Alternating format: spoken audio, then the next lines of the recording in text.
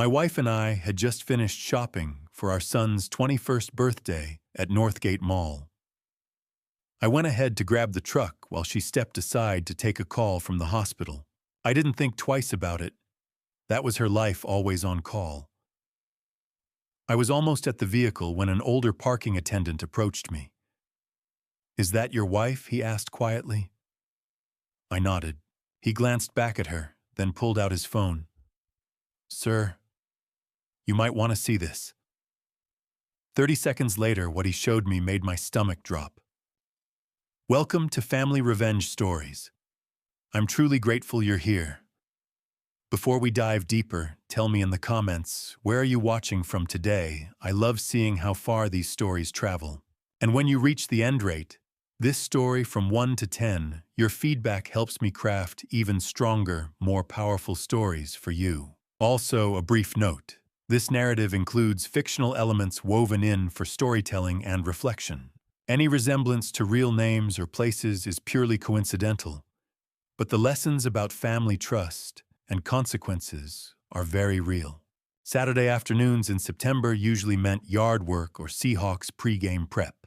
But this Saturday, September 7th, 2024, Diane had convinced me to spend the afternoon at Northgate Mall hunting for Evan's 21st birthday gift.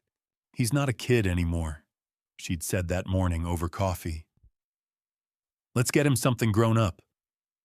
We'd spent 3 hours wandering through department stores, finally settling on a Tag Heuer watch that made my wallet weep.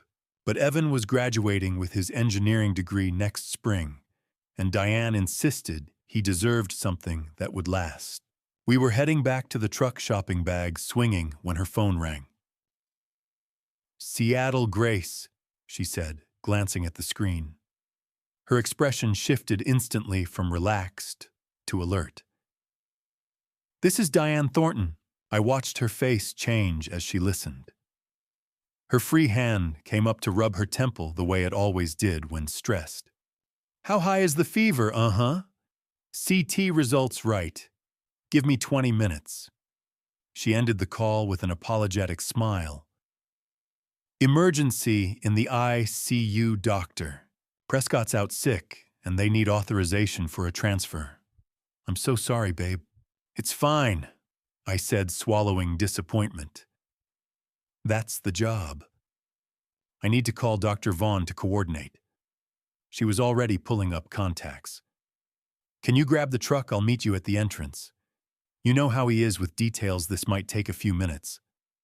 Dr. Vaughn. The name didn't register then, it would later. I took her bags and headed across the parking garage while she stepped aside, phone already at her ear. Our silver Silverado was parked on level 3 west corner, same general area. I always chose a habit from my military days when finding your vehicle quickly mattered. The concrete structure was packed with Saturday shoppers, fluorescent lights, casting harsh shadows across rows of SUVs. I was 30 feet from the truck when the parking attendant approached. He was older, late 50s maybe, with gray-streaked dark hair and a weathered face. His uniform hung loose on a wiry frame, but his eyes caught me. Sharp, careful, like a man about to deliver bad news and hating it. "Excuse me, sir." I stopped keys halfway out. "Yeah." He glanced past me toward where Diane stood with her back to us, still on her phone. When he looked back, something in his expression made my stomach tighten. "Is that your wife?" he asked quietly. "The woman in the blue jacket." I followed his gesture. Diane was 50 feet away, animated on her call, gesturing the way she always did when explaining something complex. Even from here, I could hear her laugh, bright and genuine, that laugh. The one I hadn't heard directed at me in months. "Yeah, that's Diane." My voice came out cautious. "Why?" His jaw tightened. He pulled out his phone, tapped the screen, then seemed to steel himself. "My name's Vincent. I work here Tuesday through Saturday." He paused. 2 weeks ago, I saw something I've been debating whether to tell you about." Another pause. "Because what I saw, you need to know." Cold dread washed over me. "What are you talking about?" He turned his phone toward me. The video was grainy security camera footage from a high angle, but the timestamp was crystal clear. August 24th, 2024. 3:47 p.m. This same garage, this same level. There was Diane, with a man in surgical scrubs. He stood too close, hand resting on her hip with casual familiarity. She laughed that same laugh, and then he leaned in. The kiss wasn't quick or uncertain. It was practiced, comfortable, the kind that came from repetition. 30 seconds of video, 25 years of marriage shattered. I watched it twice, forcing myself to catalog details through the shock. The man was younger, mid-40s maybe, fit, confident. And Diane's body language was relaxed, leaning into him. This wasn't their first time. This wasn't a mistake. "What I debated showing you," Vincent said quietly, giving me space. "But if it were my wife, I'd want to know. I'd want the truth before I wasted more years on a lie." My throat felt like broken glass. "Who is he?" "Han, don't know his name. But he's been here 4 times in the last month. Always around 3:30. Always in those dark blue surgical scrubs. Always with her." He paused. Now, after the first time, something felt off. So I started keeping records. Records, security footage, evidence. The word cut through my shock. This wasn't just some random guy feeling sorry for a stranger. Vincent had been watching, documenting. "Why?" "Well, Mr. Thornton," I said automatically. "Caleb Thornton." Something flickered across his face. Recognition, maybe, but it vanished before I could read it. "Mr. Thornton, I'm sorry I had to be the one to show you this." His voice carried genuine regret. "But better to know now than keep living in the dark, right?" I nodded, not trusting my voice. In the distance, Diane laughed again, still oblivious. She looked happy, carefree, like a woman who'd successfully balanced her Saturday with her husband, and her Saturday with her what? Her colleague, her lover. My mind raced through memories, rewriting them. Every late hospital shift, every weekend on call, every time she'd come home exhausted, smelling like antiseptic. How many had been real? How many had been him? But even through the rage and betrayal churning in my gut, 12 years of military intelligence training kicked in. I'd spent a career as an analyst, learning to process information without emotion, to wait for the complete picture before acting, to understand that premature moves lost wars. Don't react. Gather intelligence. Confirm everything. Then strike with precision. "Thank you," I told Vincent. My voice was steady, controlled. "I appreciate you telling me." He studied me for a long moment. "You're not going to confront her right now." Not yet." I glanced at Diane wrapping up her call. "Not here." Something like respect crossed his features. "If you need anything more evidence, testimony, whatever, you know where to find me. Tuesday through Saturday, 2 to 10. I filed that away and forced myself toward the truck. By the time Diane reached me, I had my expression locked down. Neutral. Just tired from shopping. "Crisis averted," she said brightly, sliding into the passenger seat. "You know how Dr. Vaughn is. Always panicking over nothing." She set her phone in the cup holder and smiled that smile I'd fallen for 26 years ago. "Thanks for grabbing the car, babe. My feet are killing me." Dr. Vaughn. The name landed like a physical blow. The man in the scrubs. The man she'd been kissing 2 weeks ago. The man she'd just spent 10 minutes coordinating with. "No problem," I said, starting the engine. She talked the whole drive home, hospital politics. Evan's birthday plans, a new restaurant we should try. I made appropriate sounds, nodded at the right moments, even smiled when she touched my arm. But inside, everything had changed.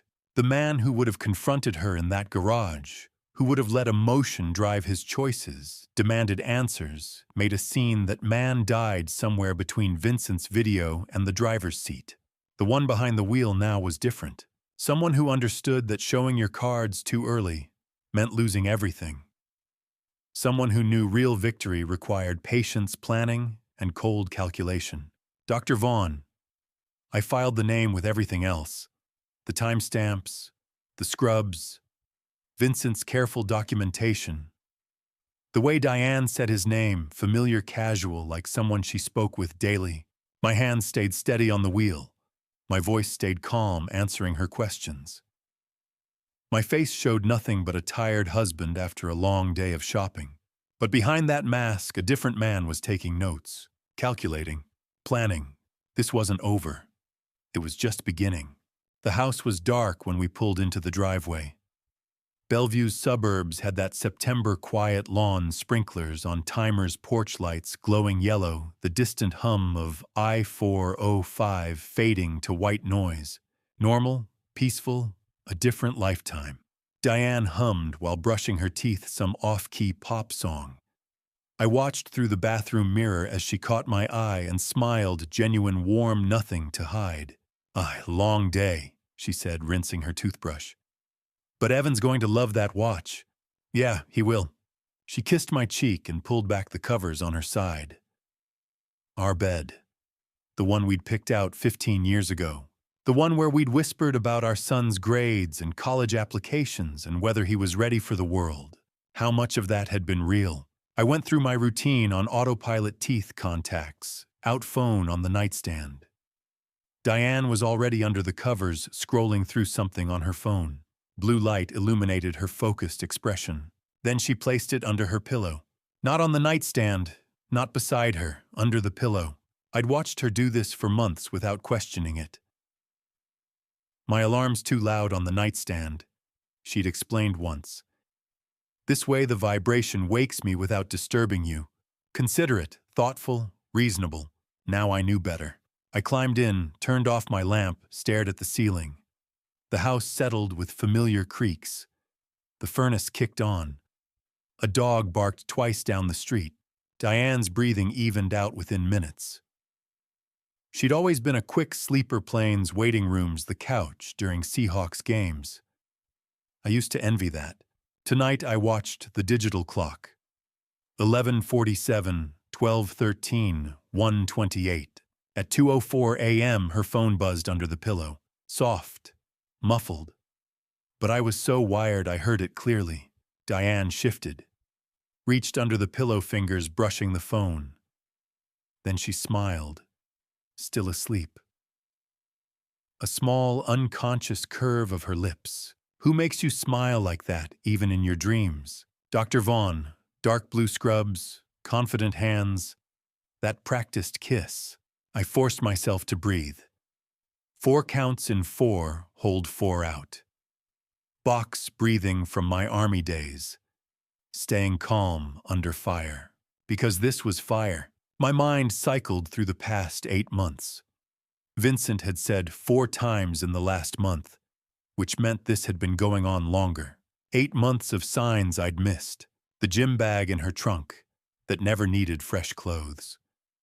The new perfume she'd started wearing in June, floral, expensive, not her usual scent. Her phone always face down. Now passcode locked, notifications hidden. Work's been stressful, she'd said when I'd asked. Hospital politics, budget cuts. I'd believed her. Why wouldn't I, 25 years? A son, a mortgage, joint accounts, retirement dreams. You don't question solid ground until you're falling through it. The rage came in waves. I wanted to shake her awake, demand answers, throw that phone across the room. Make her look at me while I asked who Dr. Vaughn was and how long she'd been lying. But under the rage ran something colder. 12 years as a military intelligence analyst had taught me that emotion kills strategy. Acting on impulse gets people hurt. The person who gathers information and strikes at the right moment wins, not the person who strikes first. If I confronted her now, what did I have? One security video. A suspicious phone habit. Gut feeling. She'd deny it, explain it away.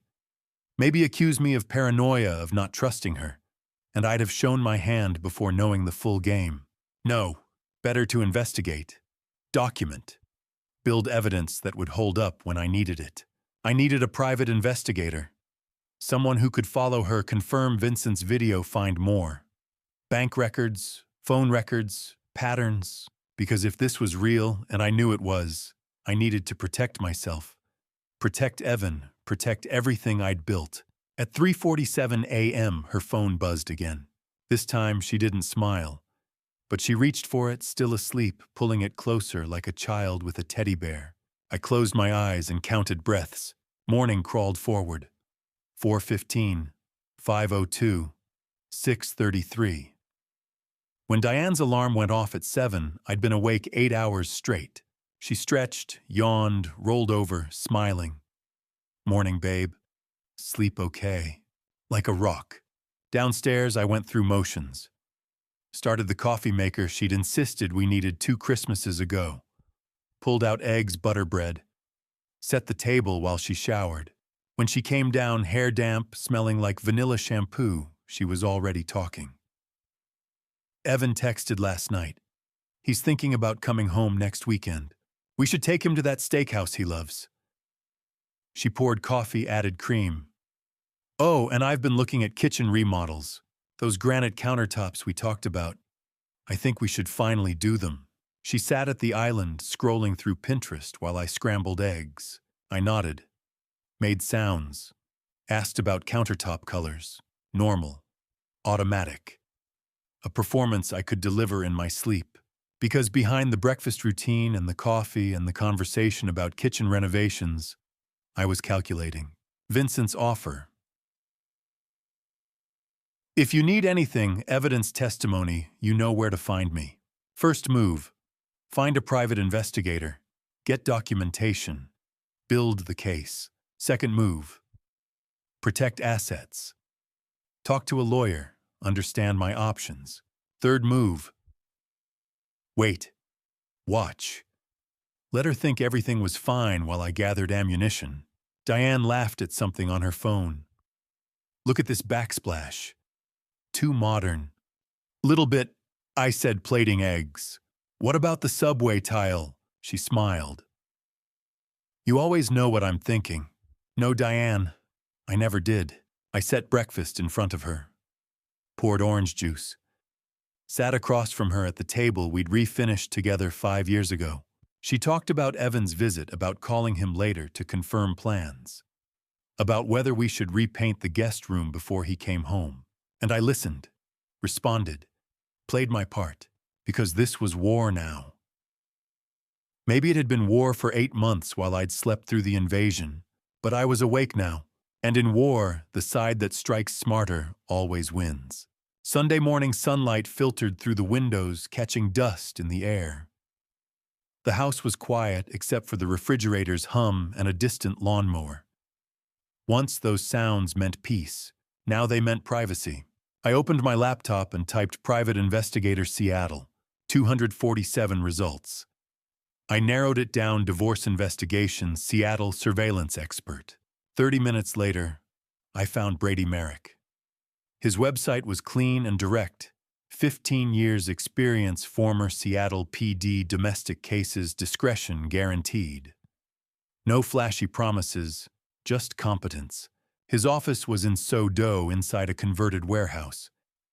Not the cliché trench coat setup. Better.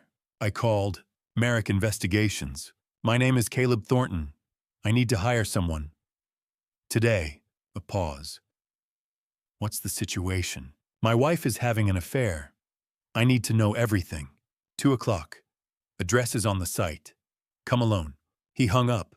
Brady's office was on the 3rd floor, past a yoga studio and a design firm. The door was unmarked. Inside the space was spare desk cabinets, coffee maker. No family photos, no clutter. Brady looked about 40. Lean, controlled. His eyes assessed me quickly. Former cop without question. Mr. Thornton, he said, gesturing to a chair. Tell me what you know. I gave him the outline. The parking garage footage Vincent had shown me. 8 months of warning signs. The phone hidden under her pillow. 2 a.m. messages. He asked sharp questions. Her workplace schedule, joint accounts, children. When I finished, he leaned back. You're calm. Most people aren't. I was military intelligence, I said. Emotion clouds, judgment. Something shifted in his expression. What exactly do you want? Everything. Who he is. How long. Where they meet. Financial movement, hers and his. Communications, if possible. I need something that stands in court. He nodded. $150 an hour plus expenses. 2 weeks for a full profile. I'll pay double if you do it in one. He paused. 300 plus expenses. Knowledge is leverage. Right now, she has it. He studied me, then amended the contract. 1 week. No guarantees on depth if she's cautious. Prioritize identity and financials. Fair. He stood and offered his hand. Updates via encrypted email. Password changes daily. Don't access from a shared device. Understood. At the door, he added, whatever you're feeling, don't show it. If she senses suspicion, she cleans up. I've already started. Tuesday evening brought steady Seattle rain. Diane was on the couch watching a hospital drama. I was in my office door, cracked open, waiting. At 7:47 p.m., the encrypted email arrived. A separate text delivered the password. I entered it carefully. The report opened. Brady had identified him, Dr. Preston Vaughn, 45 cardiac surgeon at Seattle Grace Hospital. Lives in a downtown condo on Westlake Avenue. Then the activity log. Monday yesterday they met at the Fairmont Olympic Hotel. Room 847 registered under his name. She entered at 2:15 p.m., exited at 4:47 p.m. 2 hours and 32 minutes. I read it 3 times. 2 hours and 32 minutes while I reviewed blueprints at a job site. While I texted her asking what she wanted for dinner. While I believed we were building a future. Tuesday today they met again. Northgate parking garage. Level 3. Physical contact observed. 8 minutes. The same garage where Vincent had first shown me footage. They were comfortable. Repeating patterns. The financial summary noted irregular transfers in our joint account. Brady was still investigating, but preliminary review suggested funds were moving. I leaned back. Dr. Preston Vaughn. A real man with a title and an address. A person who had been touching my wife, booking hotel rooms, messaging her at 2 in the morning. My chest tightened. 25 years reduced to timestamps and receipts. But beneath the pain was something colder information. Evidence. Exactly what I'd paid for. Babe Diane called from the living room. You coming? I closed the laptop. Locked it. Inhale 4, hold 4, exhale 4. Box breathing. Then I walked out and kissed the top of her head. Sorry. Work email? What are we watching? Grey's Anatomy. The one where the surgeon's marriage falls apart. The irony nearly made me laugh. I poured 2 glasses of Pinot Noir, the one she'd insisted we splurge on last month. Sat beside her on the couch we'd picked out together during the remodel. On-screen actors portrayed dramatic betrayal. Beside me, Diane leaned into my shoulder, as she had for decades. Familiar? Automatic? She had no idea I'd just read a report detailing her Monday afternoon in a hotel room with another man. I sipped wine and considered what I was becoming. A man who could sit calmly beside his wife while mentally cataloging evidence. A man who understood that confrontation now would only drive her to a lawyer, drain accounts, erase proof. A man who knew justice required patience. On television, the fictional wife discovered the affair and threw her husband out immediately. Emotional, satisfying, reckless. I took another sip. That's not how you win. Wednesday evening, I went back to the parking garage. I'd thought about it all day through a morning site inspection. where I'd barely registered the contractor's questions through lunch I didn't taste, through an afternoon of reviewing blueprints without seeing them, Vincent's careful attention, the way he'd looked at me when I'd said my name, the deliberate documentation. You don't keep records like that unless you have a reason. I found him on the third level during his shift, guiding an SUV into a tight spot. When the driver left, he turned and saw me. No surprise crossed his face, like he'd been expecting this. Before I reveal what he told me in that bar, I need to ask you something. Type yes in the comments if you want to know the truth about Vincent. Type no if you think some secrets should stay buried. I need to see you're still here. Quick reminder. This story includes some dramatized details for storytelling purposes. If that's not for you, no hard feelings if you exit now. But if you're staying, buckle up. We need to talk, I said. Not here, somewhere private. He studied me for a moment, then nodded. There's a bar 3 blocks east. Murphy's. I'm off in 20 minutes. Murphy's was the kind of dive that had probably looked the same since the 70s. Dim lighting, scarred wooden bar, Rainier beer signs, and the smell of decades of cigarette smoke baked into everything despite the smoking ban. A handful of regulars hunched over drinks, minds their own business. We took a booth in the back. Both ordered beer. Neither of us touched it. I hired a private investigator, I said without preamble. He confirmed everything you showed me. The affair, the timeline, everything. I leaned forward. But what I don't understand is why you told me in the first place. You don't know me. You could have just let it happen. Stayed out of it. Vincent was quiet for a long time. His hands rested on the table, weathered and scarred working hands. His jaw worked like he was chewing words, trying to figure out which ones to spit out. I could have, he finally said. Part of me wanted to. Part of me thought maybe you deserved it, the perfect life falling apart. Why would I deserve it? Because you got everything I didn't. He met my eyes. But then I watched you. Really watched you. And I realized you didn't know. About any of it. The affair. The other thing. What other thing? Vincent reached into his jacket and pulled out a photograph. Old, creased at the edges, colors faded. He set it on the table between us. A young Asian woman, maybe early 20s, holding a baby. Beside her stood a white man in his 30s, suit and tie, hand resting on her shoulder, but not quite touching the child. I looked at the man's face. The eyes, my father's eyes. The floor dropped out from under me. His name was Thomas Thornton, Vincent said quietly. 58 years ago, he had an affair with my mother while on business in Sacramento. She was a translator at a conference. He was married, had a 2-year-old son back in Seattle. Me. He'd had me. He left before I was born. Never came back. Never sent money. Nothing.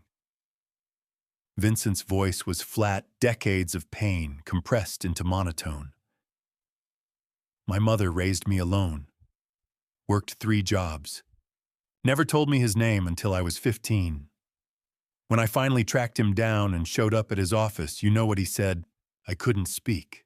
He said, I have a family. I have a son. You're a mistake. Don't come back here. If you tell him, I'll destroy you and your mother. Vincent's hands clenched. So I didn't. For 43 years I kept that secret. My mind raced.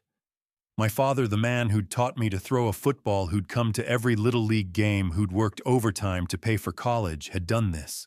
Had another son he'd threatened into silence. How did you find me? I managed. Vincent pulled out another document.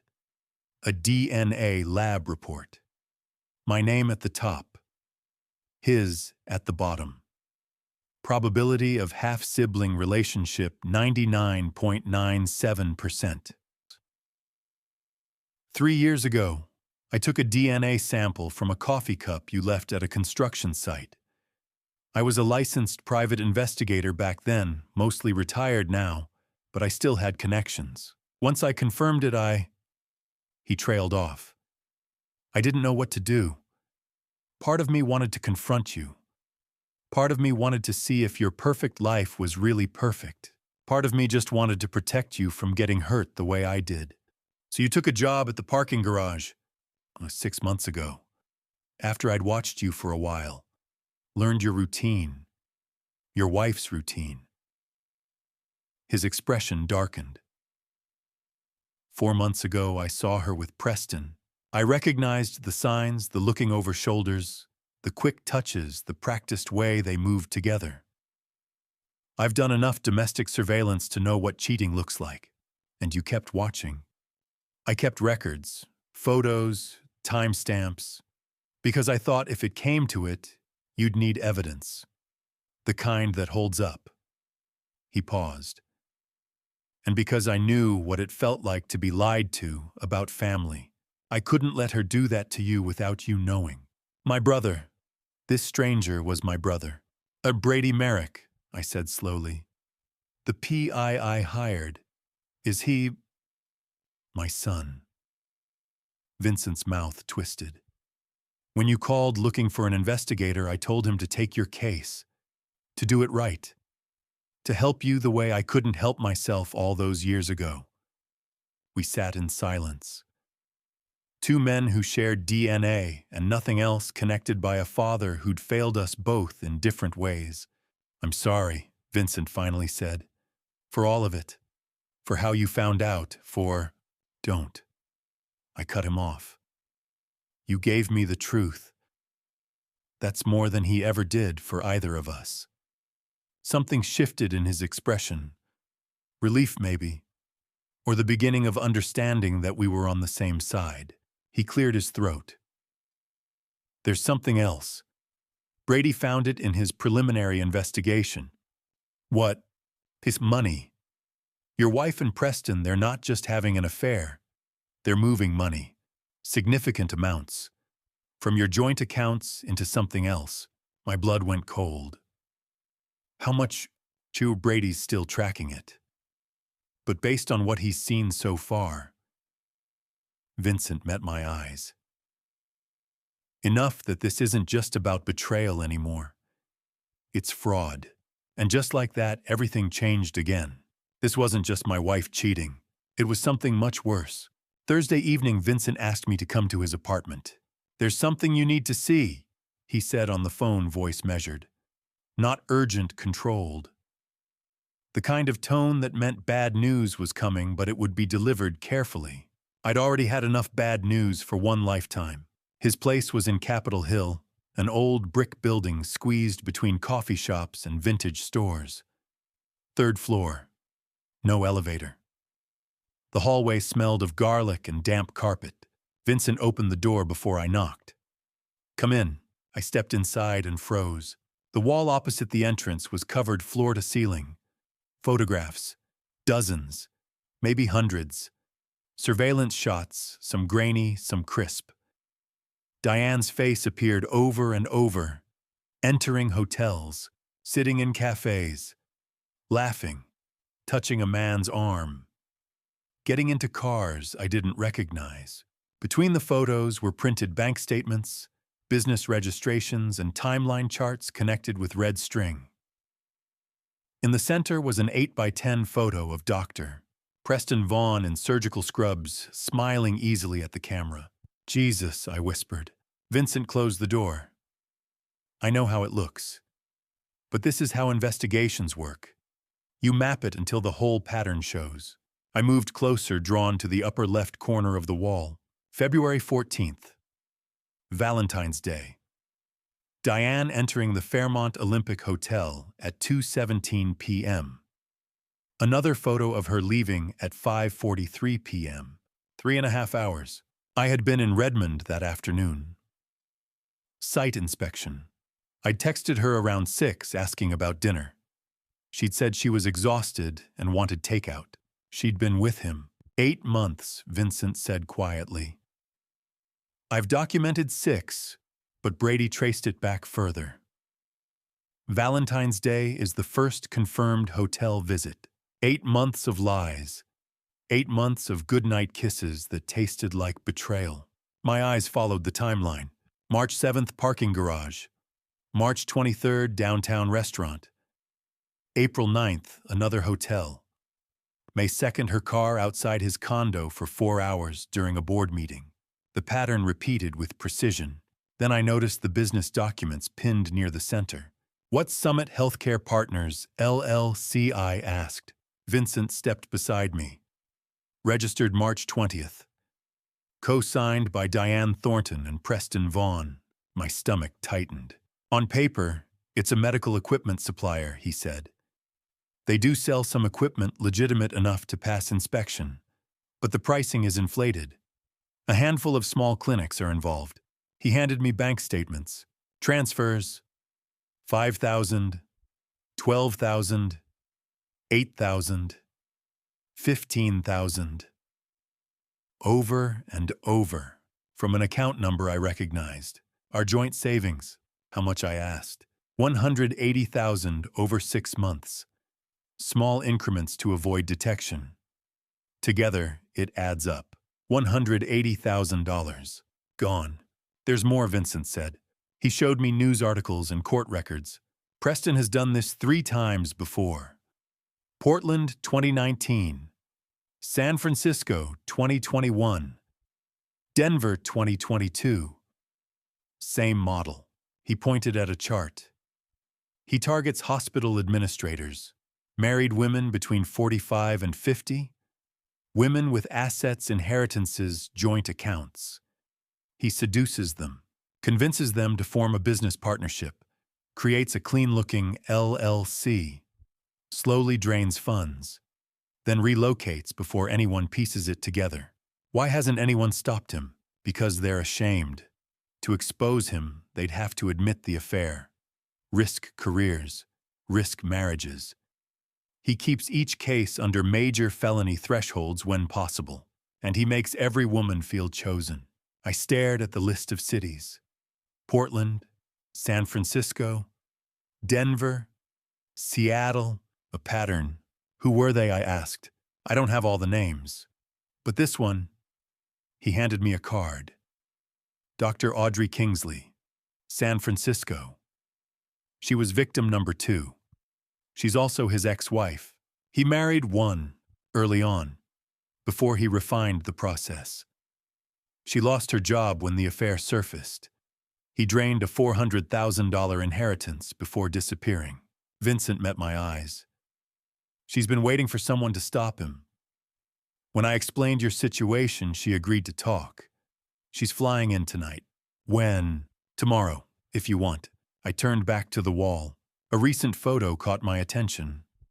Diane in a cafe last week laughing. Preston leaning forward, intent on her face. She looked alive, happy. She had no idea. She doesn't know, does she? I asked.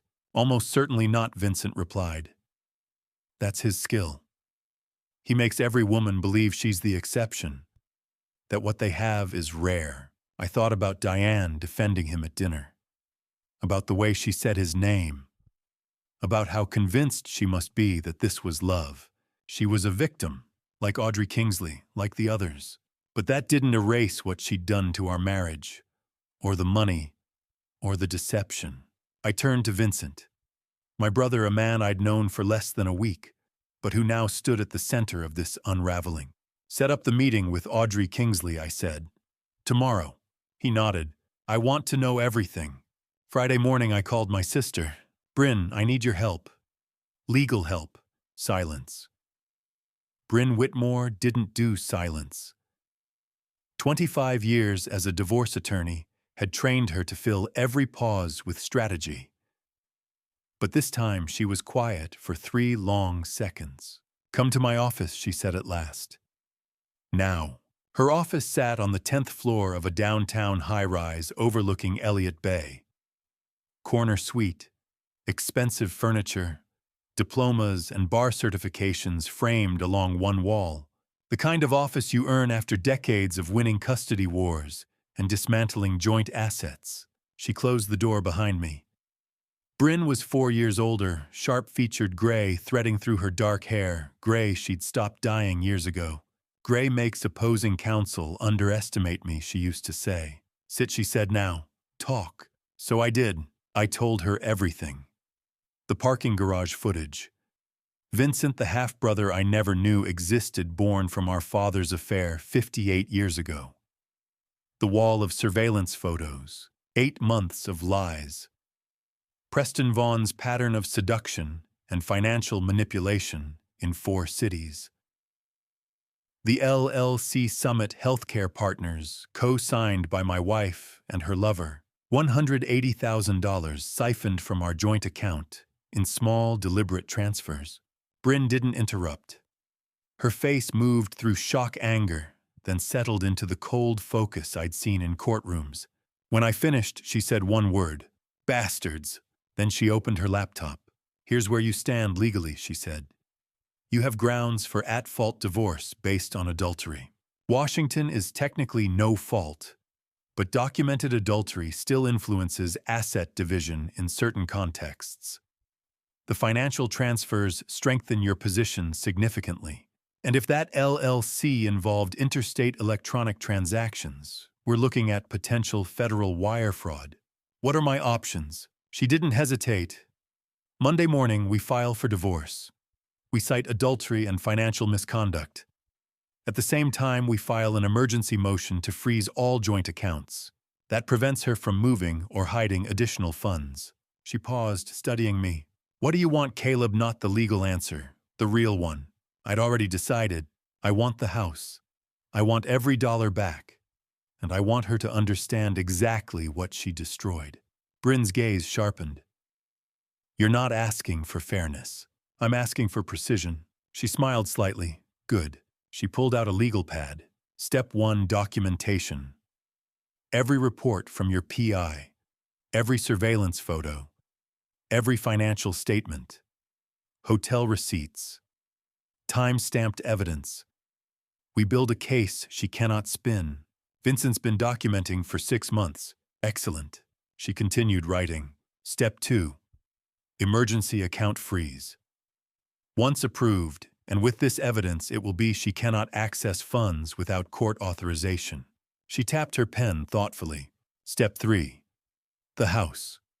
Did Dad ever update the mortgage structure after Mom died? No. Why? She turned her laptop toward me. Because he inserted a protection clause when you refinanced. If the marriage dissolves under proven adultery, his estate retains an interest in the property. That protects your equity. She forfeits her claim. I stared at her. You're serious. Dad had seen too many men get wiped out in divorce. He drafted it to shield you. She gave me a look. Yes, ironic, considering his own history. But he protected you. Another layer I hadn't known existed. Step 4. Bryn said we leverage the LLC fraud. Participation in financial misconduct can shift asset division heavily in your favor. She didn't just cheat. She diverted joint funds. Courts take that seriously. Will it hold? With this level of documentation, yes. Especially if the FBI opens a file. What about Evan? Her expression softened. He's 20. No custody issues. You tell him when you're ready. Legally, he's separate. I nodded, keeping the DNA question I'd been wrestling with to myself. One battle at a time, Caleb Bryn said quietly, leaning forward. Once we file, this ends. Completely. No reconciliation window. Are you certain? My marriage ended 8 months ago, I replied. I just learned about it last week. She held my gaze, then nodded. Then we finish it properly. She reached for her phone. Judge Williams owes me a favor. I'll secure an emergency hearing Monday afternoon for temporary orders. That gives us the weekend to finalize everything. Thank you. Don't thank me yet, she said. This will get ugly. Diane will fight. Preston will hire counsel the moment he senses pressure. If federal investigators step in, it escalates quickly. I have Vincent. I have Brady. I have 6 months of documentation. And now I have you. That earned a different smile, less attorney, more sister. Yeah, she said. You do. When I stepped out of her office, my phone buzzed. Vincent. Audrey Kingsley confirmed for tomorrow, 2 p.m. Ballard Cafe. She has evidence. A lot. I texted back, I'll be there. 3 days ago, I'd been shopping for my son's birthday present, believing I was in a solid marriage. I'd been blind, comfortable, trusting. Now I had a private investigator, a half-brother with a wall of evidence, an ex-wife of my wife's lover flying in with documentation, and the best divorce attorney in the city drafting emergency motions. I wasn't reacting anymore. I was building a case. Saturday afternoon, I met Dr. Audrey Kingsley at a coffee shop in Ballard. She was already there when I arrived, sitting at a corner table away from the windows. 47, polished in that professional way that spoke of years climbing corporate ladders. Dark suit, minimal jewelry, hair pulled back neat. But it was her eyes that told the real story, tired in a way that sleep couldn't fix, the kind of exhaustion that came from surviving something that should have destroyed you. Mr. Thornton. She stood as I approached, offered her hand. Firm grip, steady eye contact. Whatever Preston had done to her, she hadn't let it break her completely.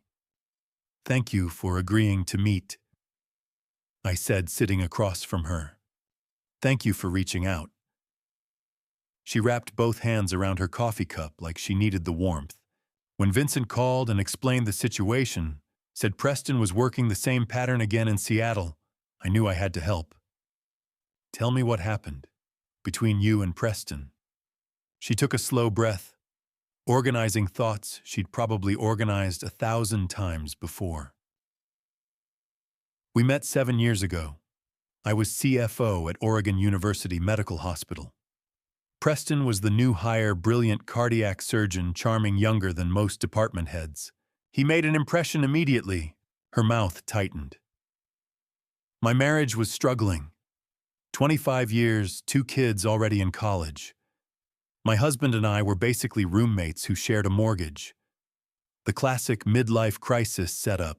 I knew that feeling.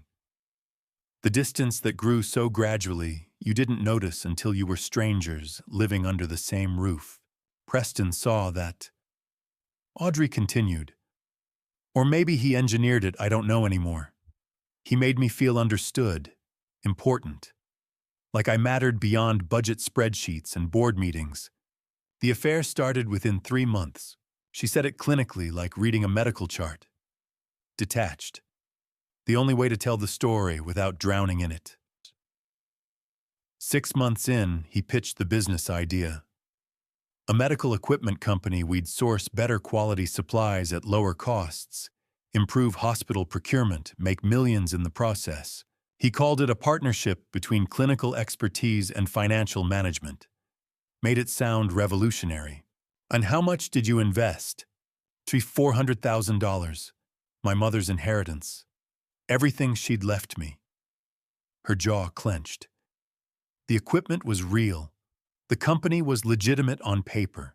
But the prices Preston charged were inflated by 3, sometimes 400%. And the contracts he negotiated somehow always seemed to benefit his other ventures. When did you realize? Too late. By the time I started asking questions, Preston had already structured everything to look like I was the one manipulating hospital contracts. When the internal investigation started, he had his lawyers ready. They convinced the board it was mutual misconduct, that I was equally guilty. I had to sign an NDA to avoid criminal charges. Her hands trembled slightly around the cup. My husband filed for divorce when everything came out. The hospital terminated my position. I lost my job, my marriage, my reputation, and $400,000. Preston moved to San Francisco with a clean record and a new position, and did it again. See, at least twice more that I can confirm. San Francisco, then Denver. Maybe others I don't know about. She pulled out a folder from her bag. I've been building a file. Breaking my NDA could cost me legally, but I'm tired of watching him destroy people. She opened the folder. Inside were printouts, LinkedIn profiles, news articles, court records, financial documents. Photos of 3 women besides herself, all professional, well-dressed 40-something, all with that same tired look in their eyes. San Francisco, hospital administrator. Divorced, lost approximately $300,000. Denver, another hospital administrator. Same story, $250,000 gone. And now your wife in Seattle. The pattern was crystal clear when laid out like this. Hospital administrators, late 40s, married, assets. The same script playing out city after city, victim after victim. Why hasn't anyone stopped him? I asked. Shame, Audrey said simply. These women, myself included, would have to admit to affairs, risk what's left of our careers and reputations. The NDAs are ironclad. The hospitals want to avoid scandal, and Preston's smart about keeping amounts below felony thresholds in most jurisdictions. She leaned forward. But if we could get multiple victims to testify together, build a federal wire fraud case instead of local criminal charges, maybe we could actually stop him. I want to do more than stop him, I said. I want to catch him in the act. Get him on record admitting what he's done. My wife doesn't know I know about the affair. She thinks her secret is safe. If I could get her to cooperate, wear a wire record, Preston confessing to the fraud, she'd have to flip on him, Audrey said slowly. Betray someone she thinks she's in love with. Why would she do that? Because I'll give her a choice. Help us take Preston down or go down as his accomplice. She's signed documents, co-signed the LLC, participated in fund transfers. Legally, she's as guilty as he is. Audrey studied me with those tired, sharp eyes. You're not doing this just to save your marriage. My marriage ended 8 months ago. I'm doing this because he needs to be stopped. Because you deserve justice. Because those other women deserve to know they weren't alone. And because my wife deserves to understand exactly what kind of man she's been protecting. Audrey was quiet for a long moment. Then she slid the folder across the table. I'll testify, she said. I'll break my NDA. I'll contact the other victims and see if they'll come forward. I don't care about the legal consequences anymore. I just want Preston Vaughn facing real justice for once in his life. I looked at the folder. 4 women's faces staring up at me from the documents. 4 lives dismantled by the same man who was currently dismantling mine. He will, I said. We'll make sure of it. Because this wasn't just about my marriage anymore. This wasn't about hurt feelings or betrayed trust or 25 years wasted. This was about stopping a predator. And we finally had an army strong enough to do it. The Seattle Grace Hospital annual fundraising gala was the kind of night where the city's medical elite gathered beneath crystal chandeliers to applaud their own brilliance. Diane had been excited for weeks. I had been preparing for 3 days. She bought a red silk dress that cost more than my weekly paycheck. Scheduled a hair appointment. Talked endlessly about board members, wealthy donors, and department heads angling for promotion. That morning I rented a tuxedo. The clerk asked if it was for a wedding. Something like that, I told him. Now we stood in the Fairmont Olympics Grand Ballroom, the same hotel where she'd spent Monday afternoons in room 847 with Preston Vaughn, and I watched her perform. She glided between hospital administrators, laughing lightly, kissing cheeks, embodying the devoted executive's wife. She was still the woman who had caught my eye 25 years ago, still beautiful, still magnetic, still capable of lighting up a room. I just hadn't realized that glow included 8 months of betrayal with a cardiac surgeon. Vincent was outside in a valet uniform arranged through an old private investigator contact. Bryn stood near the bar in black, poised and watchful, playing my supportive sister while serving as legal witness. Under my rented tuxedo shirt pressed flat against my chest, a recording device captured everything. Washington was a one-party consent state. Every word spoken tonight would be documented. There's Dr. Von, Diane said, touching my arm. Her eyes had already found him across the room. They always did. I should introduce you. He's been incredibly helpful with board politics. Lead the way. She laced her fingers through mine, her wedding ring flashing beneath the chandeliers, and guided me through the crowd. Preston stood at the bar among surgeons in tailored suits, radiating the confidence of men who held beating hearts in their hands. He was tall, fit, composed, the kind of doctor patients trusted instantly. His gaze found Diane before we reached him. I saw it recognition heat, then the swift shift to professional neutrality. He was practiced. Comfortable, Dr. Von, Diane said warmly. This is my husband, Caleb Thornton. He extended his hand. Mr. Thornton. A pleasure. His grip was firm. His eyes assessed me in seconds, construction worker mid-50s, not part of this world. I watched him dismiss me as harmless. Diane speaks highly of you, I said evenly. She's invaluable to the hospital. He replied, smiling at her in a way that suggested something private. I'm sure. I let silence linger. She's told me so much about you these past few months.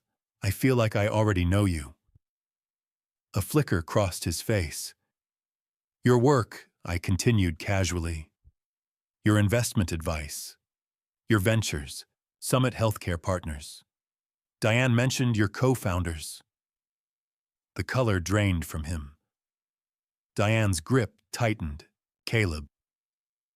I've been studying how that company operates, I said, lowering my voice slightly. Pricing structures, vendor contracts, transfer patterns. Construction teaches you to respect documentation. I don't know what you're implying, Preston said. I know everything, I replied quietly. Every meeting, every transfer, every hotel room. Fairmont Olympic. Room 847. Monday afternoons, 2.5 hours on average. Summit Healthcare Partners, registered March 20th. Co-signed by you and my wife. $180,000 transferred from our joint accounts in 6 months. Diane made a small, strangled sound. Preston's charm dissolved. His eyes hardened. You don't know what you're dealing with. Try me. He leaned closer, voice sharp. I have friends, board members, city council. I'm a respected cardiac surgeon. You're a construction worker. His lip curled faintly. Who do you think they'll believe? I smiled.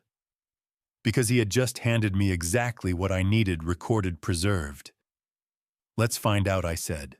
Then I raised my voice just enough for nearby guests to glance over. Very nice meeting you, Dr. Vaughn. Enjoy the evening. I turned and walked away without looking back, leaving them frozen beneath crystal light and polished marble. Behind me, panic spread in subtle ripples. Vincent stood near the entrance, arms crossed, watchful. He caught my eye and gave a single nod. Phase 1 was complete. I stepped outside into the cool night air, the ballroom's music muffled behind heavy doors. My pulse finally began to slow. Everything had unfolded exactly as planned. Diane followed minutes later, her heels striking the pavement sharply. What have you done? She demanded, voice trembling.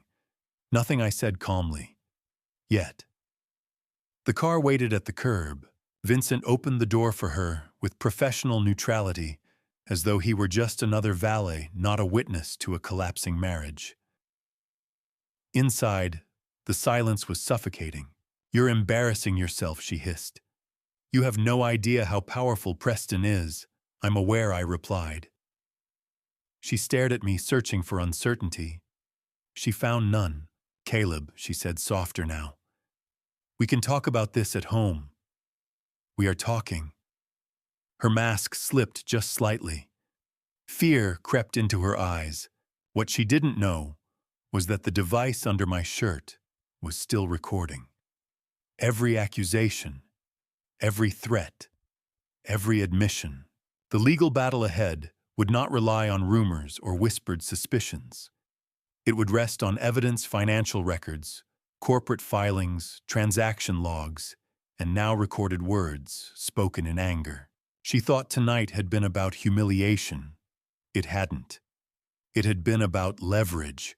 Vincent handed me the car keys at the valet stand. His eyes asked a silent question. "You okay?" I gave him a single nod. "It's done." Diane followed me across the parking garage without speaking. Her heels clicked against concrete, echoing in the cavernous space. Still in shock, maybe, or already calculating her next defense. I opened the passenger door for her, 25 years of muscle memory, and she slid in mechanically, that red dress pooling around her legs. I closed the door, walked around to the driver's side, got in, started the engine. The silence between us was already suffocating. I pulled out of the Fairmont's garage and onto the wet Seattle streets. Rain had started while we were inside, soft at first, then building to a steady rhythm against the windshield. Diane sat rigid beside me, staring straight ahead, hands folded in her lap. She didn't speak until we merged onto UI-5 heading north toward Bellevue. When she finally found her voice, it came out tight, controlled, still trying to manage the situation. What the hell just happened back there? That was me being honest for the first time in a week. "You embarrassed me in front of—" "I embarrassed you." My hands tightened on the wheel. "That's really what you're concerned about right now. Kroglib, whatever you think you know. Stop." The word came out harder than I'd intended. "Don't insult me with denials." Silence. Just rain and road noise and the sound of 25 years cracking apart. "I saw you," I said quietly. "At the parking garage. Saturday, 8 days ago. With him." "I don't know what you're talking about." I pulled onto the shoulder. Right there on I-5, rain-pouring traffic rushing past. Put the car in park. Turned to face her directly.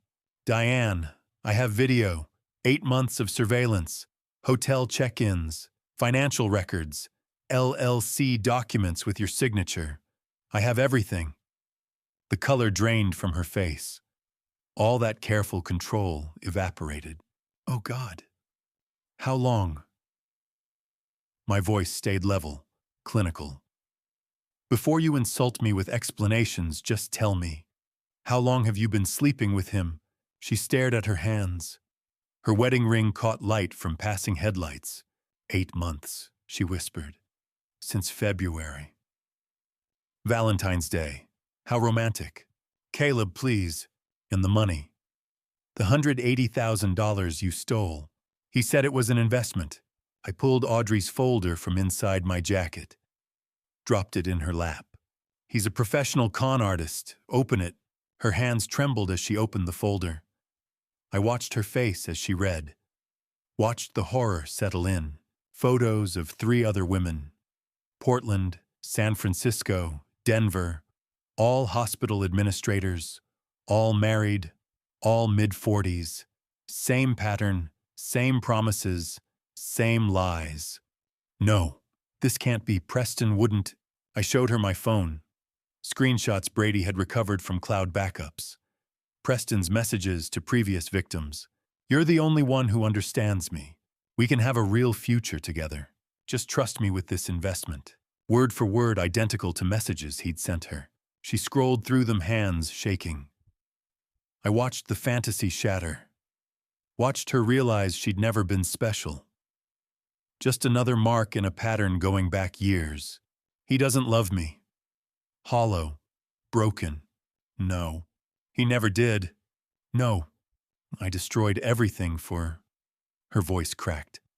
"Oh God. Oh God, what have I done?" She started crying. Deep, wrenching sobs. I felt nothing. "I want you out of the house by tomorrow." "Well, I filed for separation. Bryn's my attorney. Monday the court freezes our accounts. Divorce papers come next week." "You can't just..." I can. You committed adultery, financial fraud, theft, 8 months of lies. I paused. Maybe longer. She went very still. What do you mean? Evan. I kept my eyes on the road as I pulled back into traffic. He's not mine, is he? Silence. I'm type O, you're type B, Evan's type A. That's genetically impossible if I'm his biological father. Caleb, please. Who was it? Someone before we married. During does it even matter anymore? She didn't answer, just kept crying. 20 minutes later, I pulled into our driveway. The house I'd bought. Renovated. Made into a home. The house where I'd raised another man's son. Get out! She stumbled from the car, mascara running that expensive red dress soaked from rain. I watched her fumble with her keys disappear through the front door. I sat there, engine idling, rain drumming on the roof. Tomorrow, everything would change. Monday, the legal machinery would start. By next week, divorce papers would be served. By next month, it would be over. But tonight, I just sat in my driveway and felt the weight of 25 years turning to ash. Not satisfaction, not victory, just a hollow, aching emptiness where my marriage used to be. The DNA test results arrived Monday morning via encrypted email. I sat in Bryn's office staring at the laptop screen, reading the lines over and over.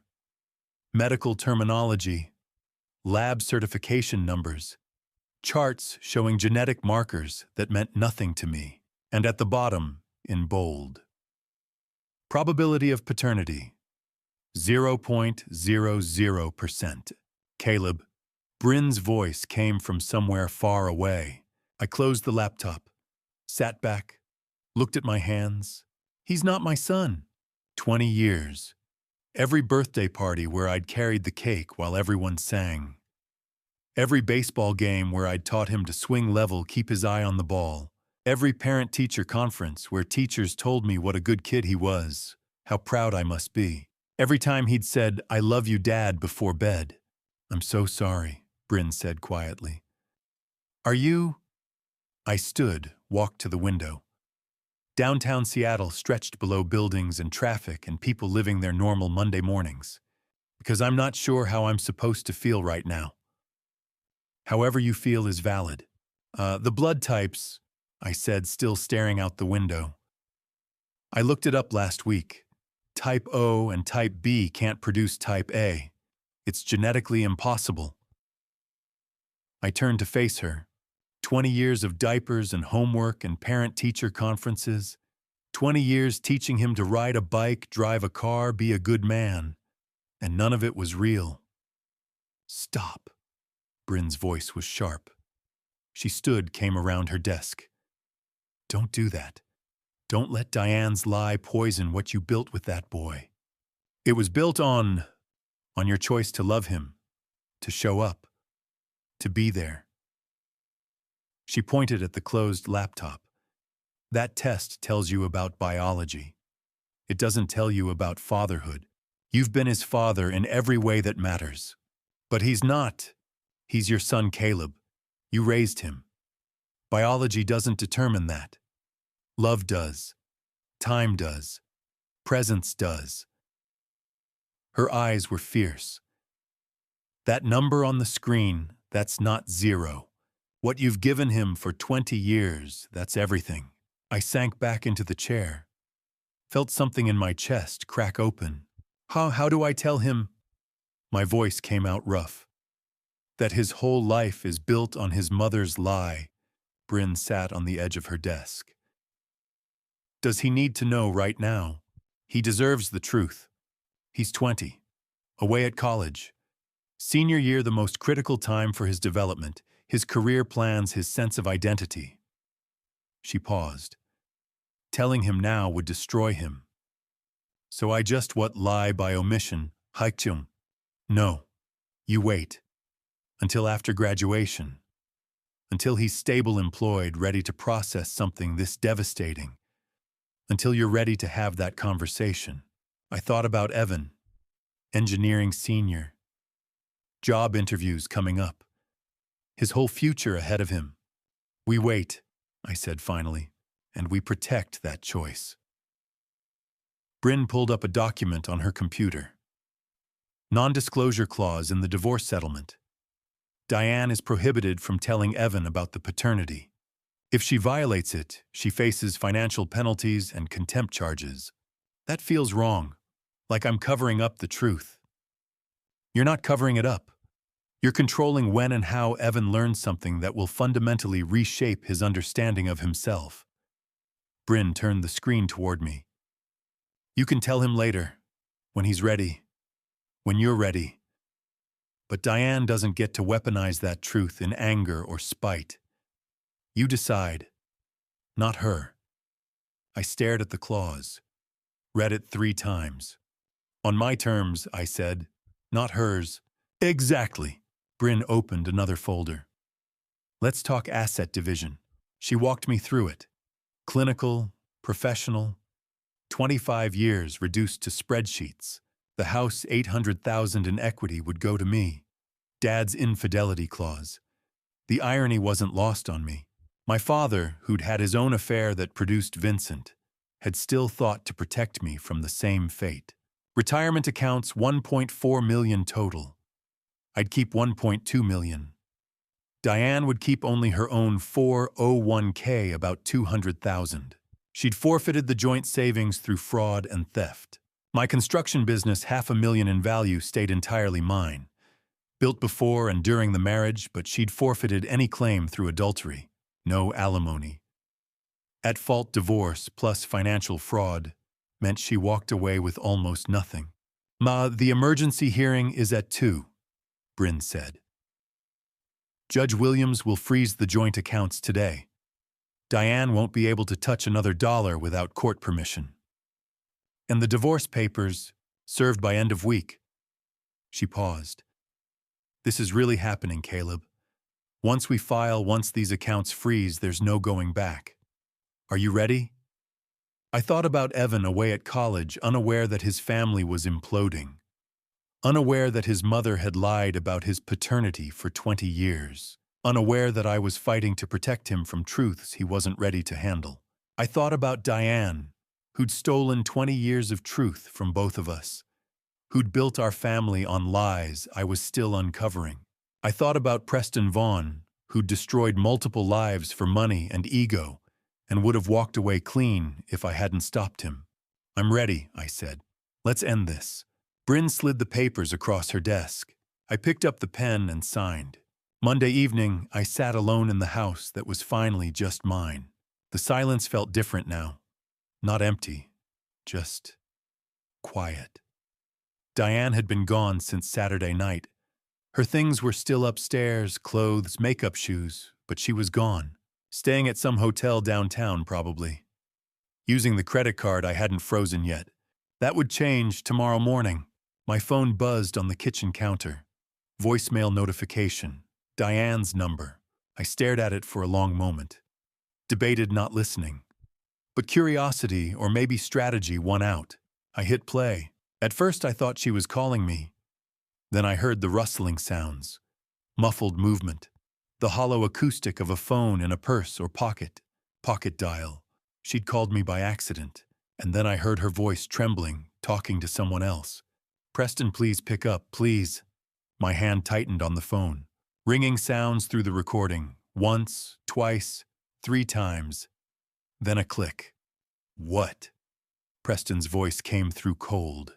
Flat. Nothing like the charming surgeon who'd smiled at me at the gala. Oh, thank God. Diane's voice was thick with tears.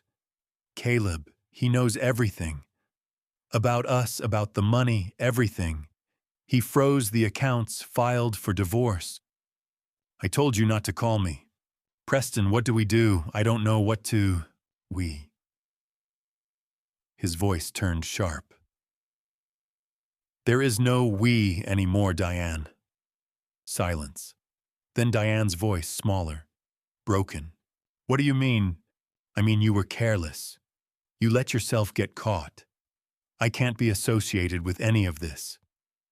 But you said we'd start over together. California. The practice we'd build. I said a lot of things. Matter of fact, like he was discussing weather. Look, this was fun while it lasted, but you've become a liability. A liability. Her voice cracked. Preston, I left everything for you. My marriage, The LLC is in your name. The transfers came from your accounts. Your signature is on everything. Each word was a door slamming shut. Good luck explaining that to your lawyer. You can't just, Preston, please. Watch me. Click. The line went dead. For several seconds, there was nothing but the sound of Diane breathing. Then she started sobbing. Deep, wrenching sounds that might have moved me 2 weeks ago. Now I just listened clinically. Evidence. Every word was evidence. Oh, God, she whispered to herself through the tears. He never loved me. He was just using me all along.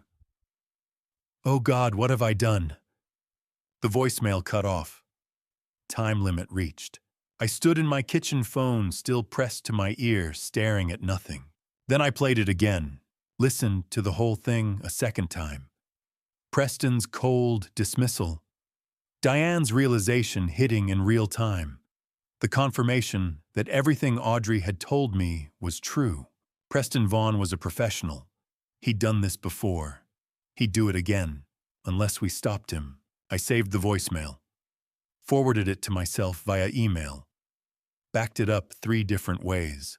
This was exactly what we needed. A knock at the door pulled me out of my thoughts.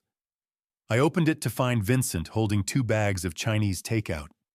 Figured you hadn't eaten, he said, walking past me into the kitchen like he'd been doing it for years instead of weeks. I've been eating. Coffee and rage don't count as a meal. He started unpacking containers. Kung Pao chicken, fried rice, egg rolls. Despite everything, I almost smiled. Since when are you my nutritionist? Since I'm your brother and somebody needs to make sure you don't self-destruct. He grabbed plates from the cabinet, somehow already knew where they were. You look like hell, by the way. Thanks. What are brothers for? We sat at the kitchen table. Vincent handed me a fork. Something happened, he said. Not a question. I pulled out my phone. Diane pocket-dialed me about an hour ago. Left a voicemail. I hit play. Vincent's face went darker with every word. By the time Preston said, "Watch me," and hung up, his jaw was clenched tight. "Oh, that son of a bitch," he said quietly. "Stop." Preston just gift-wrapped us a confession and made Diane desperate. Vincent looked up at me. Desperate people cooperate. That's what I'm counting on. I took a bite of chicken. First real food I'd eaten all day. Give her one more day. Let her realize she's completely alone. Preston's gone. I'm gone. The money's about to be gone. Then we approach her about the wire. You think she'll do it? What choice does she have? I picked up my phone, played the voicemail one more time. Diane's voice. He never loved me. He was just using me. She's finally seeing what we've known all along. Preston Vaughn is a predator, and she was just another mark. Think she'll throw him under the bus? She already has. We just need to make it official. Vincent nodded slowly, picked up his beer. You know what's weird? What? I don't even hate her anymore. I said it before I'd really thought about it. I just feel done. Vincent studied me for a moment, then nodded. That's maturity or exhaustion. Sometimes they're the same thing. My phone buzzed. Text from Bryn. Emergency hearing approved. Accounts frozen as of 8 a.m. tomorrow. She's cut off. I showed Vincent. He raised his beer. To consequences. I picked up mine. To consequences. We clinked bottles. And for the first time in 2 weeks, since that Saturday afternoon in the parking garage when my world had imploded. I almost smiled. Tomorrow we'd approach Diane about cooperation. But tonight, sitting in my kitchen with the brother I never knew I needed eating Chinese food and planning strategic strikes, I felt something shift. Control. It was finally coming back. 2 weeks passed since Preston abandoned her. 2 weeks we let Diane stew in that hotel room, isolated and desperate. Preston's silence confirmed what the voicemail had already proven: he'd discarded her the moment she became a liability. The accounts had been frozen since September 24th. She was living on a credit card that would max out soon, eating room service and searching job sites that wouldn't hire someone whose professional reputation was about to implode. Bryn had been monitoring the situation. "She's desperate enough now," she'd said Tuesday evening. "Time to move." Wednesday morning, the three of us, me, Bryn, and Vincent, arrived at the Courtyard Marriott near Seattle Grace Hospital. Room 314. I knocked. The woman who opened the door was barely recognizable. No makeup. Sweatpants and an oversized t-shirt. Hair pulled into a messy bun. Eyes swollen and red from crying. This was the same woman who'd worn that red silk dress to the gala 2 weeks ago, radiant and confident, and completely unaware her world was collapsing. "Caleb," her voice cracked. "I didn't think you'd—" "This isn't a request," I said. She stepped back, letting us in. The hotel room told its own story. Unmade bed. Room service trays stacked on the desk. Laptop open to LinkedIn, and indeed evidence of a desperate job search that wasn't going anywhere. The clinical smell of industrial cleaning products mixed with stale coffee. Bryn walked in first, professional and cold. "I'm Bryn Whitmore, Caleb's sister and attorney. We're here to discuss your options." Diane looked between us, confusion mixing with fear. "My options? You're facing federal wire fraud charges." Bryn's voice was crisp, clinical. "The $180,000 you transferred to Summit Healthcare Partners constitutes federal bank fraud. That's a federal crime. 5 to 10 years in prison if convicted." Diane's legs seemed to give out. She sank onto the unmade bed. "I didn't know." "Ignorance isn't a defense. You signed the documents. You executed the transfers. You're an accomplice." Bryn pulled out a folder. "Preston Vaughn has said the same things to 3 other women. Take a look." She handed over Audrey's folder. Diane opened it with shaking hands. I watched her face drain of color as she read. Portland, San Francisco, Denver. 3 women before her. Same pattern. Same lies. Same promises. "Oh, God," she whispered. The FBI is building a case against him," Bryn continued. "They need someone who was involved, someone who can testify." Diane looked up slowly.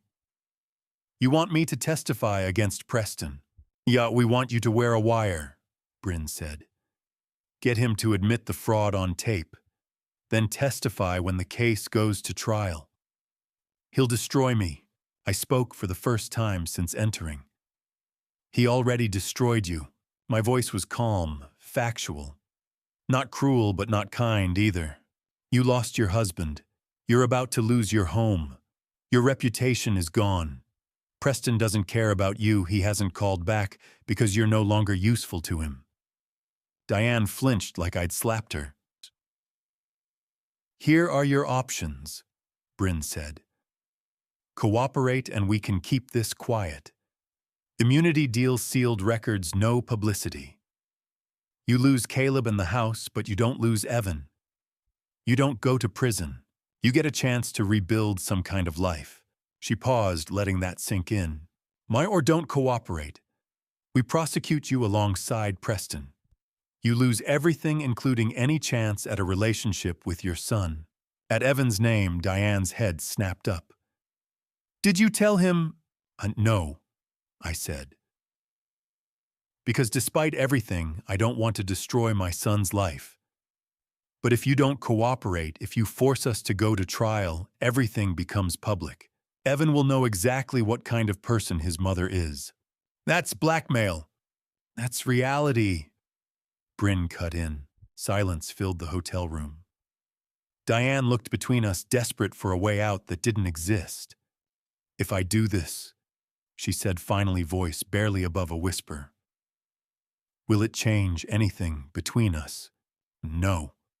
I kept my voice level. The divorce proceeds as planned. You keep your 401k. You get immunity. That's more than you deserve. More silence. Diane was crying now, quiet tears running down her face. I'll do it, she said. I'll wear the wire. Bryn pulled out paperwork. FBI agent Owen Ramsey will contact you within 24 hours. He'll brief you on the operation. You'll need to contact Preston, arrange a meeting. The wire will record everything. What do I say to him? It's the truth, I said. That you're scared. That I'm threatening you. That you need his help. He's arrogant enough to believe you're still under his control. Diane nodded, hands shaking as she took the immunity agreement from Bryn. I'm sorry, Caleb. Her voice broke. For everything. I never meant for. I stood, headed for the door. Didn't look back. Sorry doesn't fix this, I said. But cooperation might save you. Outside in the hotel corridor, Vincent put a hand on my shoulder. That was brutal. That was necessary, I corrected. He studied me for a moment, nodded slowly. We walked to the elevator in silence. As the doors closed, I felt something settle in my chest. Not satisfaction, not victory, just completion. The legal machinery was in motion now. Diane would cooperate or she'd face consequences alone. Either way, Preston Vaughn's time was running out, and he had no idea the trap was closing around him. Thursday morning, we met at the FBI field office in downtown Seattle.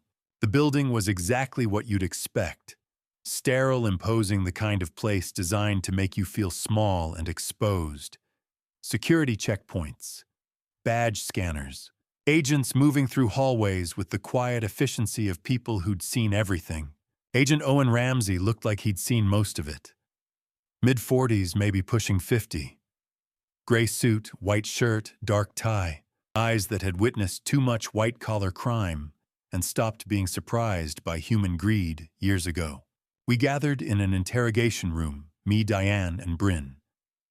Vincent was next door in the observation room, watching through the one-way glass. Diane had barely spoken since agreeing to cooperate yesterday. She sat rigid in the metal chair, hands folded in her lap, looking like someone waiting for execution. Agent Ramsey entered carrying a thick file folder, set it on the table, looked at Diane with those tired eyes. Mrs. Thornton, thank you for agreeing to cooperate. She nodded mutely. Let's clarify the terms, Ramsey said, pulling out papers. You cooperate fully. You wear a wire. You get Dr. Vaughn to admit the fraud on tape. In return, you receive immunity from federal wire fraud prosecution. The charges against you will be dropped. And it'll be sealed. Diane's voice was barely audible. My son won't know. That's between you and your ex-husband. The FBI doesn't disclose case details unless necessary for prosecution. Since you're cooperating, you won't be named as a co-conspirator in public records. You'll be listed as a witness, not a defendant. She looked at me. You'll keep it from Evan. For now, I said. The kid doesn't need details. He knows we're divorcing because of your affair. That's enough. She flinched but didn't argue. Ramsey opened the file folder. Let's talk about Dr. Preston Vaughn's other victims. He spread photos across the table. 5 women, 5 different cities. Hannah Shepard, San Diego 8 years ago. Recently came forward. Dr. Audrey Kingsley, Oregon 7 years ago. Unnamed victim, San Francisco, 6 years ago. Amanda Sutton, Portland, 4 years ago. Valerie Porter, Denver, 3 years ago. And you, Seattle this year. Diane stared at the photos, face draining of color. Over $2 million stolen across 10 years. 4 different hospitals. Identical pattern every time. Ramsey pulled out another document. He even used the same words. He showed Diane a comparison sheet. Messages Preston had sent to each victim. Preston to Audrey. You're the only one who understands me. Preston to Amanda. You're the only one who understands me. Preston to Diane. You're the only one who understands me. Word for word identical. A copy-paste con job. He said I was special, Diane whispered. That he'd never felt this way with anyone. He told all of them the same thing, Ramsey said. Not unkind, but factual. In some cases, word for word. You weren't special, Mrs. Thornton. You were a target who fit his profile. She looked like she might be sick. Here's how this works, Ramsey continued. This afternoon, you'll call Dr. Vaughn. Tell him you're scared, that your husband is threatening you with fraud charges, that you need his help. He'll come to your hotel. Men like him can't resist the opportunity to reassert control. What if he suspects? He won't. You're desperate and frightened. That's exactly what he expects. That's what makes you controllable in his mind. Ramsey leaned forward. Men like Preston Vaughn rely on power dynamics. He thinks you're weak. That's his weakness, underestimating people. He pulled a small device from his briefcase. This is a wire. We'll attach it between your ribs under your shirt. Invisible.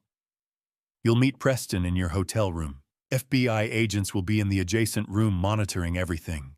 Your job is simple. Get him talking about the LLC, the money, his pattern. He'll incriminate himself if he thinks you're still on his side. Diane's hands were shaking. What do I say? The truth. That you're terrified. That you don't know what to do. Ask him for advice. He'll give it, and in doing so, he'll admit to everything. Ramsey slid a phone across the table. Clean phone, untraceable. Call him now. Arrange the meeting. Diane picked it up with trembling fingers. Looked at me one more time. I nodded. She dialed, hit speaker. 4 rings, then Preston's voice irritated. I told you not to call me. Preston, please. Diane's voice broke perfectly. Genuine fear mixed with performance. I need help. Caleb's threatening me with fraud charges. The FBI. I don't know what to do anymore. I'm so scared. Silence. I could almost hear him calculating on the other end. Where are you? Hotel near the hospital. Preston, I don't know how to send me the address. I'll come by this afternoon. A pause. But Diane, this is the last time. You need to get your situation under control. I will. I promise. Just please help me figure out what to do. 3 p.m. Don't call me again until then. Click. Diane set the phone down, hands still shaking. He's coming. Good. Ramsey stood. Let's get you wired. After the briefing outside in the FBI parking garage, Bryn pulled me aside. You know this might not work, she said quietly. Preston's smart. He might not say anything incriminating. He will, I said.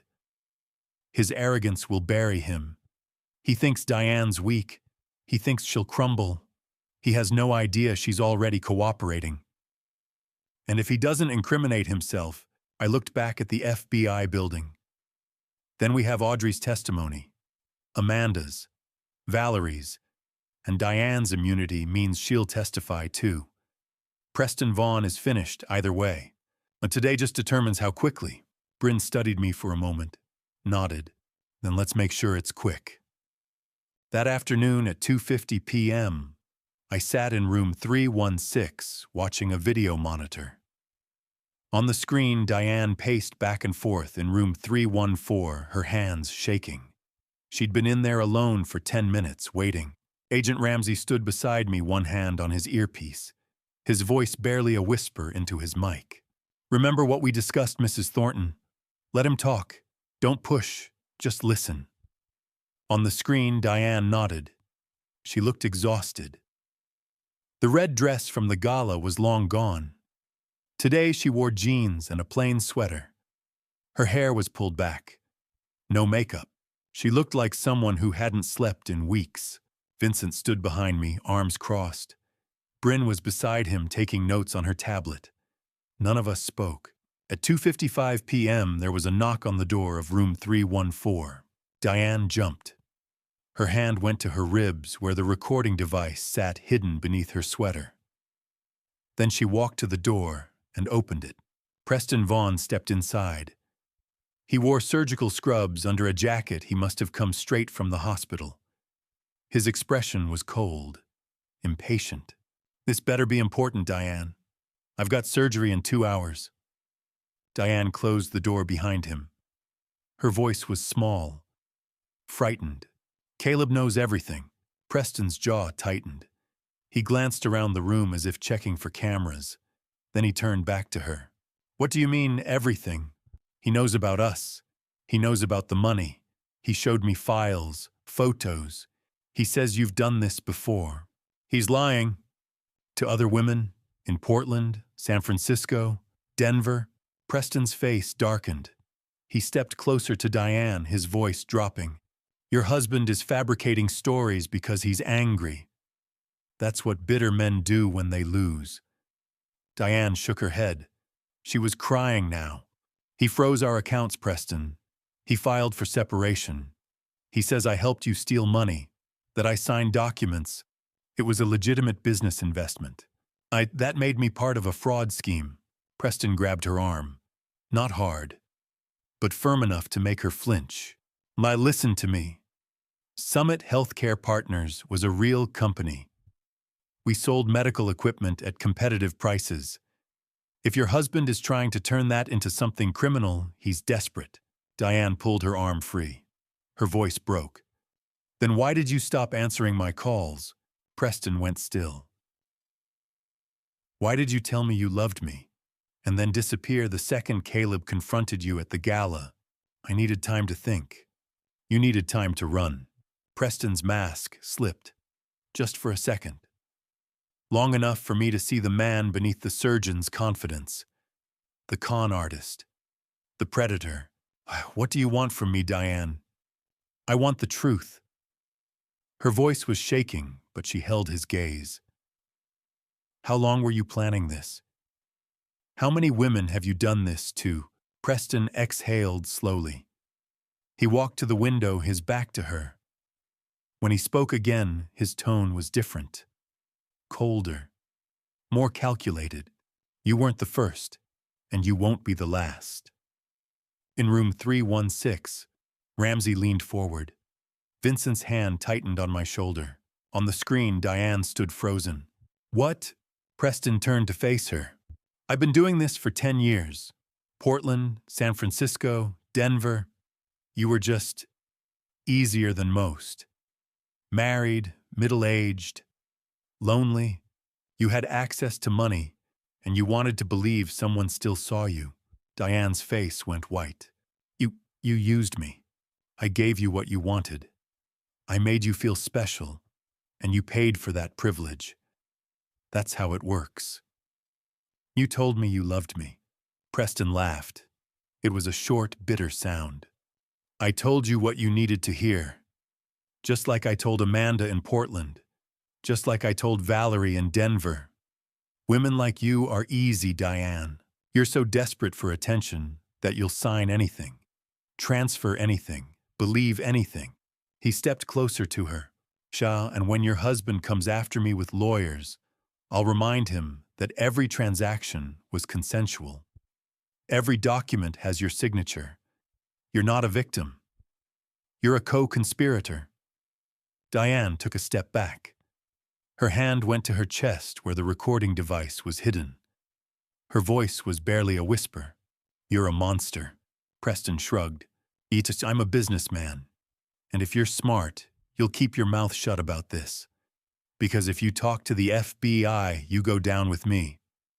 He turned and walked to the door. He opened it, paused, and looked back at her one last time.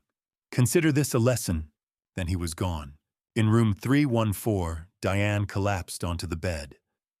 Her shoulders shook as she cried. In room 316, Agent Ramsey took off his headphones. He looked at me, at Bryn, at Vincent. "We got him." He turned to one of the other agents in the room. "Prepare an arrest warrant. We'll pick him up tomorrow morning at Seattle Grace. I want it public. I want every doctor, every nurse, every patient in that hospital to see him in handcuffs." He looked back at the monitor where Diane was still crying. "Send someone in to check on her. Tell her she did well." Bryn closed her tablet. Vincent let out a long breath. I stood up. Ramsey turned off the monitor. He looked at me. "We'll arrest him tomorrow, at the hospital, in front of his colleagues." He paused. "Do you want to be there?" I nodded. "Yes, I do. Friday morning, 7 o'clock. I stood in the parking lot of Seattle Grace Hospital, a cup of takeout coffee in my hand. Bryn was beside me, checking her phone. Vincent leaned against my truck, arms crossed, watching the main entrance. "Here we go," Bryn murmured as 3 black SUVs pulled into the lot. The FBI. Agent Ramsey had planned this carefully. 7:15 a.m. shift change. Maximum witnesses. Maximum impact. I took a sip of coffee and waited. Through the glass doors of the main entrance, I could see the hospital lobby. Nurses in scrubs, doctors with tablets, security guards at their posts, and then I saw him, Dr. Preston Vaughn, walking down the main corridor in surgical scrubs. He was mid-conversation with 2 residents probably discussing a procedure. His posture was confident, relaxed. He had no idea what was coming. Agent Ramsey and 3 other agents stepped through the entrance doors. Preston looked up, confused at first, then shocked. Ramsey said something I couldn't hear from where I stood. Preston's face shifted confusion, then recognition, then rage. One of the agents pulled out a pair of handcuffs. Preston took a step back. His mouth moved, probably denying everything, demanding to speak to his lawyer. But Ramsey didn't hesitate. He nodded to one of the other agents who stepped forward and cuffed Preston's hands behind his back. The nurses stopped walking. A resident dropped his coffee cup. Everyone in the lobby turned to stare. Phones came out. People started recording. Ramsey gestured toward the main hallway, and the agents began walking Preston through the hospital. Not the back exit, not the service corridor, the main hallway, past the nurses' stations, past the surgical suites, past the administrative offices. A perp walk. Preston, still in his surgical scrubs, still wearing his hospital ID badge, handcuffed and escorted by federal agents, through the hospital where he'd worked for 2 years. I watched through the glass as they walked him past his colleagues, past the people who'd trusted him, past the administrators who'd hired him. His face was red, his jaw clenched, but he kept his eyes down. The agents reached the main entrance and pushed open the doors. Preston stepped outside into the morning sunlight. And then he saw me. I was standing beside my truck 50 feet away, coffee cup raised in a mock salute. Even from that distance, I saw the moment he recognized me. Saw the hatred flare in his eyes. I didn't smile, didn't say anything, just held his gaze. Bryn glanced at me. "You're vindictive. I'm thorough." The agents led Preston toward one of the SUVs. That's when the news vans arrived, 3 of them pulling into the lot with cameras already rolling. The FBI had tipped them off. Ramsey had told me they would. Reporters jumped out, microphones in hand. "Dr. Vaughn, are the charges true? How many victims were there?" Did Seattle Grace know about the fraud? Preston said nothing. just ducked his head as the agents opened the back door of the SUV and guided him inside. The door slammed. The SUV pulled away. By noon, every doctor, nurse, and administrator in Seattle's medical community would know. By evening, it would be on the regional news. My phone buzzed. A text from Audrey Kingsley. I just saw the news. Thank you. After 4 years, there's finally justice. I typed back, he won't be able to hurt anyone else. That's what matters. Another message came through. From Diane, I'm sorry for everything. I stared at it for a moment. Then I deleted it without replying. My phone rang. I glanced at the screen. William Prescott, CEO of Seattle Grace Hospital, I answered. Thornton, Mr. Thornton. His voice was formal, careful. I wanted to personally apologize. We had no knowledge of Dr. Vaughn's activities outside the hospital. I appreciate that. Your contracts with us remain intact. In fact, we'd like to discuss expanding our partnership. I kept my voice professional. I'll have my office reach out next week. Thank you, and again our deepest apologies. He hung up. The hospital was protecting itself, distancing from Preston. Smart. Vincent pushed off from my truck. Coffee? I nodded. We walked 3 blocks to a small cafe, the kind with mismatched chairs and local art on the walls. A TV mounted above the counter was tuned to the local news. Breaking news this morning, a prominent Seattle surgeon has been arrested on federal wire fraud charges. Dr. Preston Vaughn, a cardiac surgeon at Seattle Grace Hospital, is accused of defrauding multiple women over the course of a decade. Bryn ordered a latte. Vincent got black coffee. I just wanted to sit. We found a table by the window. On the TV, footage of Preston being led out of the hospital played on loop. Bryn sipped her latte. He'll be out on bail by tonight, but the damage is done. Vincent nodded. The medical board will suspend his license pending trial. I leaned back in my chair. Ramsey said the trial will be in 3 to 4 months. Audrey, Amanda, Valerie, Diane, they'll all testify. He's looking at 15 to 20 years, Bryn said. On the TV, a reporter stood outside Seattle Grace recounting Preston's history. The victims, the pattern, the fake LLCs. Vincent looked at me. How do you feel? I thought about it. 25 years of marriage gone. A brother I'd never known existed. A son who wasn't mine biologically, but was mine in every way that mattered. A wife who'd lied about everything. A surgeon who'd conned us both, now facing federal prison. I feel like I can finally breathe, I said. And I meant it. Preston was under arrest. Diane was cooperating. The divorce would be finalized soon. The house, the business, the money, all of it would stay with me. In a few weeks, Evan would come home for Thanksgiving, and I'd have to decide when to tell him the truth. Not if, when. But today justice had been served. Vincent raised his coffee cup.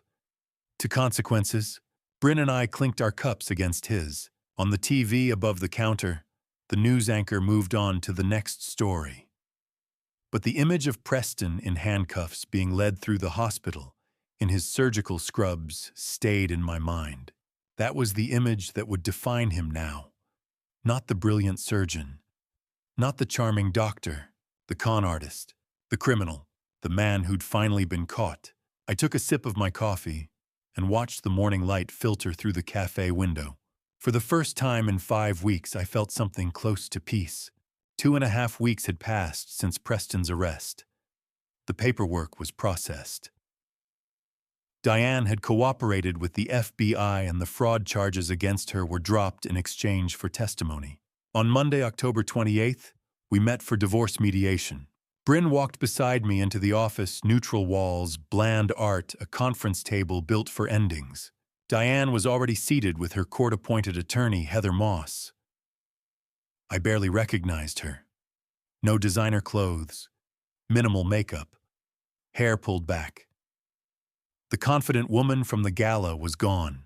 In her place sat someone exhausted, defeated. She glanced at me briefly, then looked away. Dr. Julia Kenwood, the mediator, sat at the head of the table, efficient, detached. We're here to finalize the dissolution of the marriage between Caleb and Diane Thornton.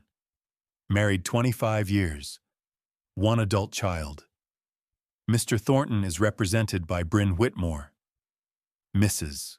Thornton by Heather Moss. She opened her folder. Ms. Whitmore, present the proposed terms. Bryn slid our documents forward. The marital home, valued at $800,000, transfers entirely to Mr. Thornton. The mortgage included an infidelity clause drafted by Mr. Thornton's father. In the event of adultery, full ownership remains with the wronged party. Heather blinked. She hadn't known. Retirement accounts total $1.4 million. $1.2 million remains with Mr. Thornton.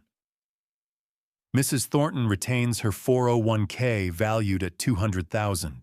The construction business, valued at $500,000, remains solely with Mr. Thornton. No alimony requested or offered based on adultery and financial fraud. Heather leaned forward.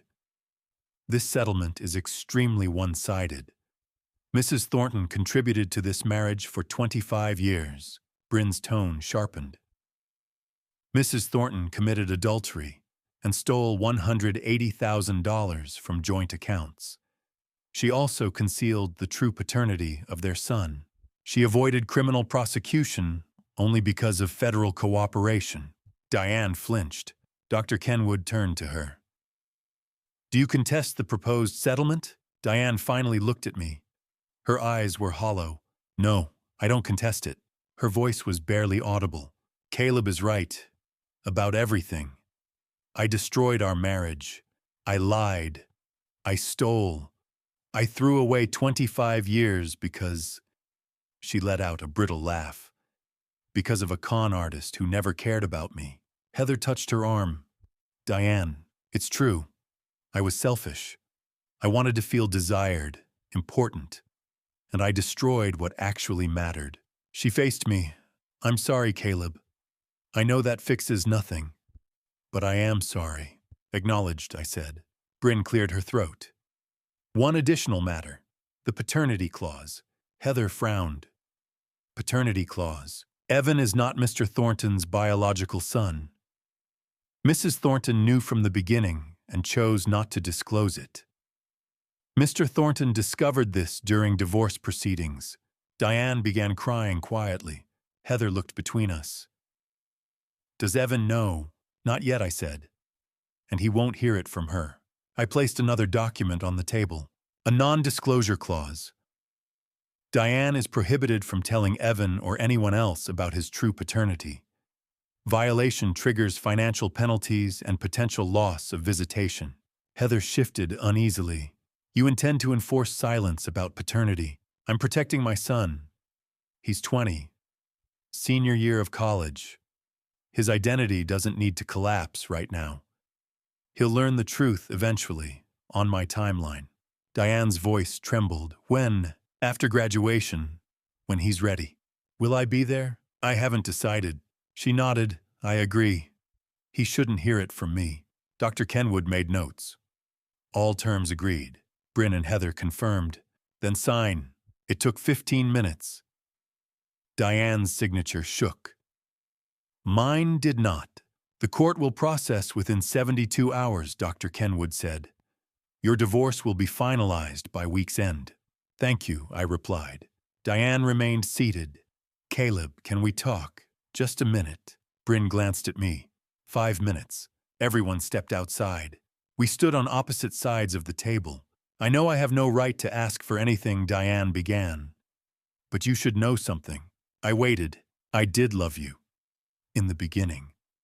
Maybe even until you didn't, I finished. Until I got scared. Of getting older. Of becoming invisible. Of feeling like the best parts of my life were over. She wiped her eyes. That doesn't excuse what I did. But it's the truth. Preston made me feel seen again. Young. Important. I wanted that feeling so badly, I ignored every warning sign. You traded 25 years for an illusion. I traded it because I was a coward. Because real love takes work, and I didn't want to face that. She met my eyes.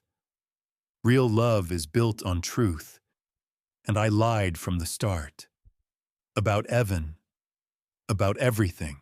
I know, and I'll regret it forever. I'm not asking for forgiveness. I don't deserve it.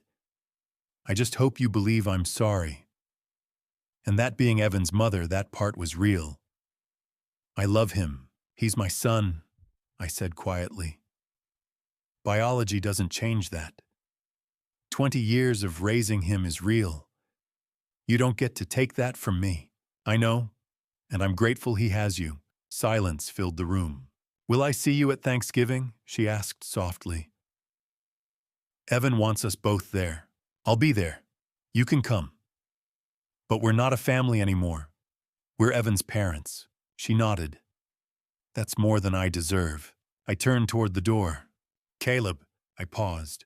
For what it's worth, you were a good husband, a good father.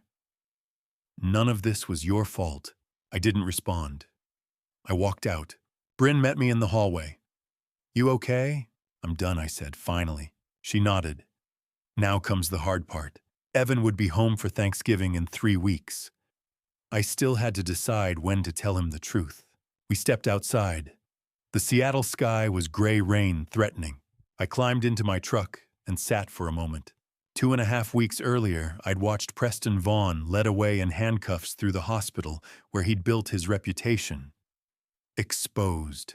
Today, I'd signed the papers ending my marriage. In 72 hours, Diane Thornton would be my ex-wife, and I would be free. Free from lies, free from pretending, free from carrying someone else's deception. I pulled out of the lot and headed home, to the house that was now entirely mine, to a life I hadn't planned but was ready to rebuild. Rain began as I crossed the bridge. Steady, cleansing. For the first time in 7 weeks, I could finally breathe. Wednesday afternoon, November 27th, I stood at the kitchen window, watching my son's truck pull into the driveway. Evan stepped out. My son, whatever the DNA test said, shouldered his duffel bag and walked toward the front door. He looked good, healthy, happy, completely unaware that his world was about to shift. Not yet, I reminded myself. Not today. The front door burst open with his usual energy. Dad. He dropped the bag and pulled me into a hug. God, it's good to be home. I held him tight. It's good to have you home. I meant it. Evan pulled back, looking around. Where's Mom? She's staying somewhere else. You'll see her tomorrow at Thanksgiving dinner. His face fell. So it really happened. The divorce. The papers were finalized 3 weeks ago. I'm sorry. Evan dropped onto the couch. Damn. I knew it was coming, but it's still weird to hear it out loud. I sat across from him. I know this isn't easy. Was it because of Mom's affair, that guy at the hospital? Partly. There were other factors too. Like what? This was the moment. I could tell him everything. About the DNA, about Diane's 25-year lie, about Preston's fraud, all of it.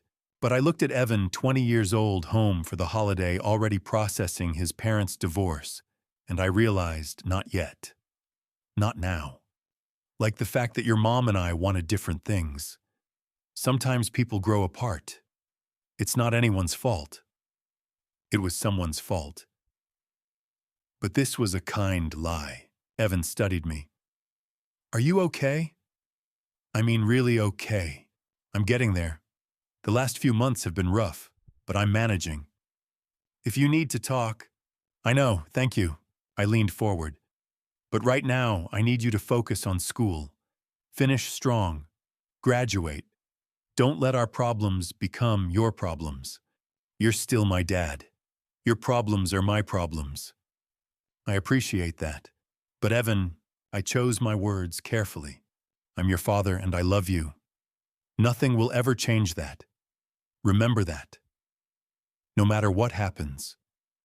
No matter what you might hear later. Evan looked confused by the intensity. I know, Dad.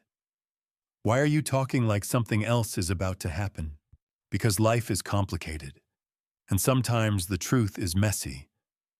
But through all of it, one thing stays constant: you're my son, and I love you. Yeah, okay. He accepted it even if he didn't fully understand. Oh, there's someone else you should meet. Who? Your Uncle Vincent. Evan blinked. What uncle? I explained. Vincent was my half-brother from our father's affair before I was born. We'd found each other during the divorce. It was a long story. I'd explain it all later. Evan shook his head. This family gets weirder by the day. You have no idea. Thursday, Thanksgiving Day. An unusual gathering at my house. Present Caleb, Evan, Diane, silent, barely eating, Vincent, Bryn, and Audrey Kingsley. Evan looked around the table. This is the weirdest Thanksgiving I've ever been to. Bryn poured wine. Weird doesn't mean bad.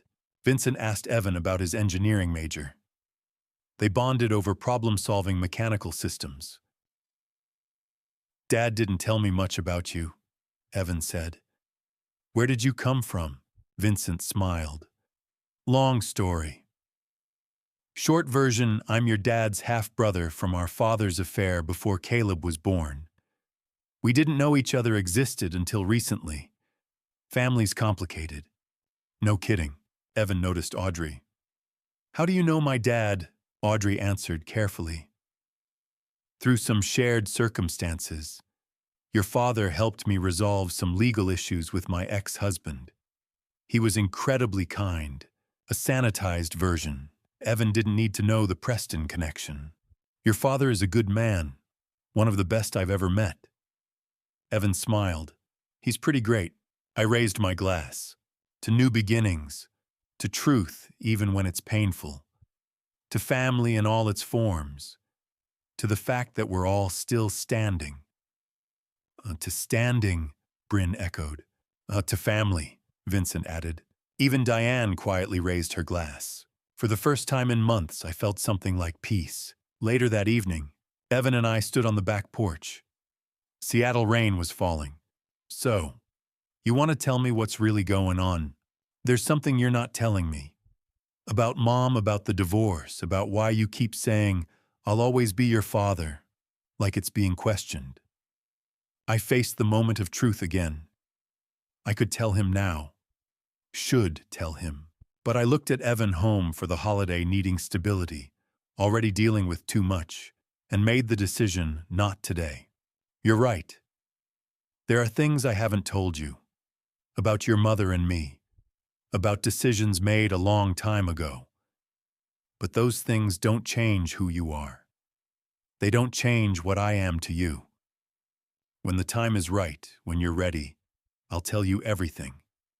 I promise. When will that be? After you graduate? After you finish school? After you've had a chance to live your life without this hanging over your head? Is it that bad? It's that complicated. But I need you to trust me. Trust that I'm protecting you, not hiding from you. I do trust you. Why, good. Then trust me on this. Finish school, graduate, build your life, and then we'll talk. About everything. Evan nodded slowly. Okay, but Dad, yeah. Whatever it is, whatever you're not telling me, it's not going to change anything. You're my dad. That's non-negotiable. I pulled him into a hug. I love you, son. I love you too. Later that night, after Evan had gone to bed, I stood on the back porch, watching the rain fall over Seattle. Vincent joined me with 2 beers. You decided not to tell him, he said. It wasn't a question. Not yet. He's got enough to process. Parents divorced, new uncle life-changing. He doesn't need the paternity truth on top of that. When are you going to tell him? After he graduates, in the next 6 months. When he's ready. Vincent nodded. Wise or cowardly? Sometimes they're the same thing. I laughed despite myself. Thanks for the support. That's what brothers are for, Vincent said. And somehow standing there with the brother I'd never known I had, protecting the son who wasn't mine biologically, but was mine in every way that mattered. I felt more like a father than I ever had before. The rain fell steady. The house behind us was warm. My son was home safe, loved. The truth would come, eventually. But tonight, this moment, this fragile, imperfect, reconstructed family was enough. Vincent raised his beer. To complicated truths, I clinked my bottle against his. To protecting what matters. We drank in silence, two brothers watching the rain, each of us carrying secrets, both of us learning what it meant to be family. Inside, Evan slept in his childhood bedroom, unaware that in 6 months, everything he knew about himself would change. But for tonight, he was just a college kid home for Thanksgiving, and I was just his father, and that was the only truth that mattered. 3 months after Thanksgiving, on a gray afternoon in late February, I stood with Vincent at our father's grave, setting down flowers we'd chosen together. "You think he knew," Vincent asked, "that we'd end up here like this, Dad?" I shook my head. He was too busy running from his mistakes to imagine us making peace with them. Vincent rested his hand on the headstone. "Thanks for being a terrible father. It brought us together." I laughed softly. "That's one way to look at it. The only way. If he'd been honest, we probably never would have met. So, thanks, I guess." We stood in silence, then walked away side by side. 5 months had passed since the parking garage video changed everything. The divorce was finalized in November. The house was mine. The business was mine. My life felt like mine again. Vincent had become a steady presence: weekly dinners, Seahawks games, occasional help reviewing subcontractors. The brother I never knew existed turned out to be exactly what I needed. Bryn and I had grown closer too. She handled the divorce flawlessly, no appeals, no resistance. A complete legal victory. But beyond that, we'd strengthened as siblings through everything we endured. And then there was Audrey. We'd been seeing each other for 3 months. Coffee turned into dinner. Dinner turned into weekend hikes in the Cascades. Two people who understood betrayal, learning to trust again. We weren't rushing, just building something honest, one careful step at a time. My business was thriving. Word spread about how I handled Preston with restraint, integrity, and professionalism. Clients respected that. New contracts kept coming. Diane was living in Redmond now, in a modest one-bedroom apartment. She worked as a medical billing clerk, earning a fraction of her former salary. Her career as a hospital administrator was over. She saw Evan occasionally. Their relationship was strained, but not beyond repair. She was in therapy twice a week, trying to rebuild from the wreckage she'd caused. I didn't hate her anymore. I just felt nothing. She made her choices. Now she lived with them. Preston's trial began in early February. I attended every day, sitting in the gallery with Audrey, Amanda Sutton, Valerie Porter, and Hannah Shepard, the women he'd deceived. On day 3, Diane testified under immunity. She described how Preston seduced her, persuaded her to invest in Summit Healthcare Partners, and promised a future he never intended to give. The defense tried to portray her as complicit, but she held firm. On day 5, Audrey took the stand. Calm, powerful, devastating. She detailed how Preston stole $400,000 from her inheritance, derailed her career, destroyed her marriage, and silenced her with NDAs. "Did you believe Dr. Vaughn loved you?" the prosecutor asked. For a long time, Audrey replied, meeting his eyes. But none of it was real. "Preston Vaughn is a predator. He uses people until they're empty, then discards them." The jury watched his face. They saw what I'd seen all along: the con artist behind the surgeon's mask. Amanda testified. Valerie testified. Hannah testified. An FBI forensic accountant presented spreadsheets proving $2 million stolen over a decade. After 2 weeks, the jury deliberated 4 hours. Guilty on all counts. At sentencing, the judge showed no sympathy. "You abused your position, your education, and your charm," she said. "You targeted vulnerable women and defrauded them systematically. The harm you caused is profound. 18 years in federal prison. Medical license permanently revoked. Assets forfeited. Audrey squeezed my hand as the sentence was read. Vincent nodded beside me. Justice had finally arrived. Evan was finishing his senior year at the University of Washington. He'd graduate in June with an engineering degree and a job waiting in Portland. He called every week. Still called me Dad. Our bond was stronger than ever. He still didn't know about the DNA test. I would tell him after graduation. Let him complete college without his identity unraveling. That was my final protection. For now, he was simply my son. And I was simply his father. One evening, I stood on my back porch with a beer watching the Seattle skyline glow. 56 years old, starting over, but not from nothing. I had Evan. I had Vincent. I had Audrey. I had Bryn. I had a business built with my own hands and a reputation earned honestly. My phone buzzed. A text from Evan. Hey, Dad. Just wanted to say thanks. For everything. For being honest. For being you. Love you. I smiled and replied, love you too, son. Always will. Later that night, Vincent asked, you forgive him? Our father. Yeah, I said. Not because he deserves it. Because I'm tired of carrying his mistakes. Me too, he answered. Resentment is heavy. We were done with it. Then Bryn called. Preston was officially transferred to federal prison today, she said. It's over. It's over, I repeated. And it was. I looked around my kitchen at the photos on the refrigerator. Evan's graduation announcement. Vincent and me at a Seahawks game. A Thanksgiving photo, awkward but real. People say blood is thicker than water. I've learned something different. Blood doesn't make a family. Choice does. Presence does. Love does. I chose Evan every day for 20 years. That makes me his father. Vincent chose to stand beside me. That makes him my brother. Diane chose betrayal.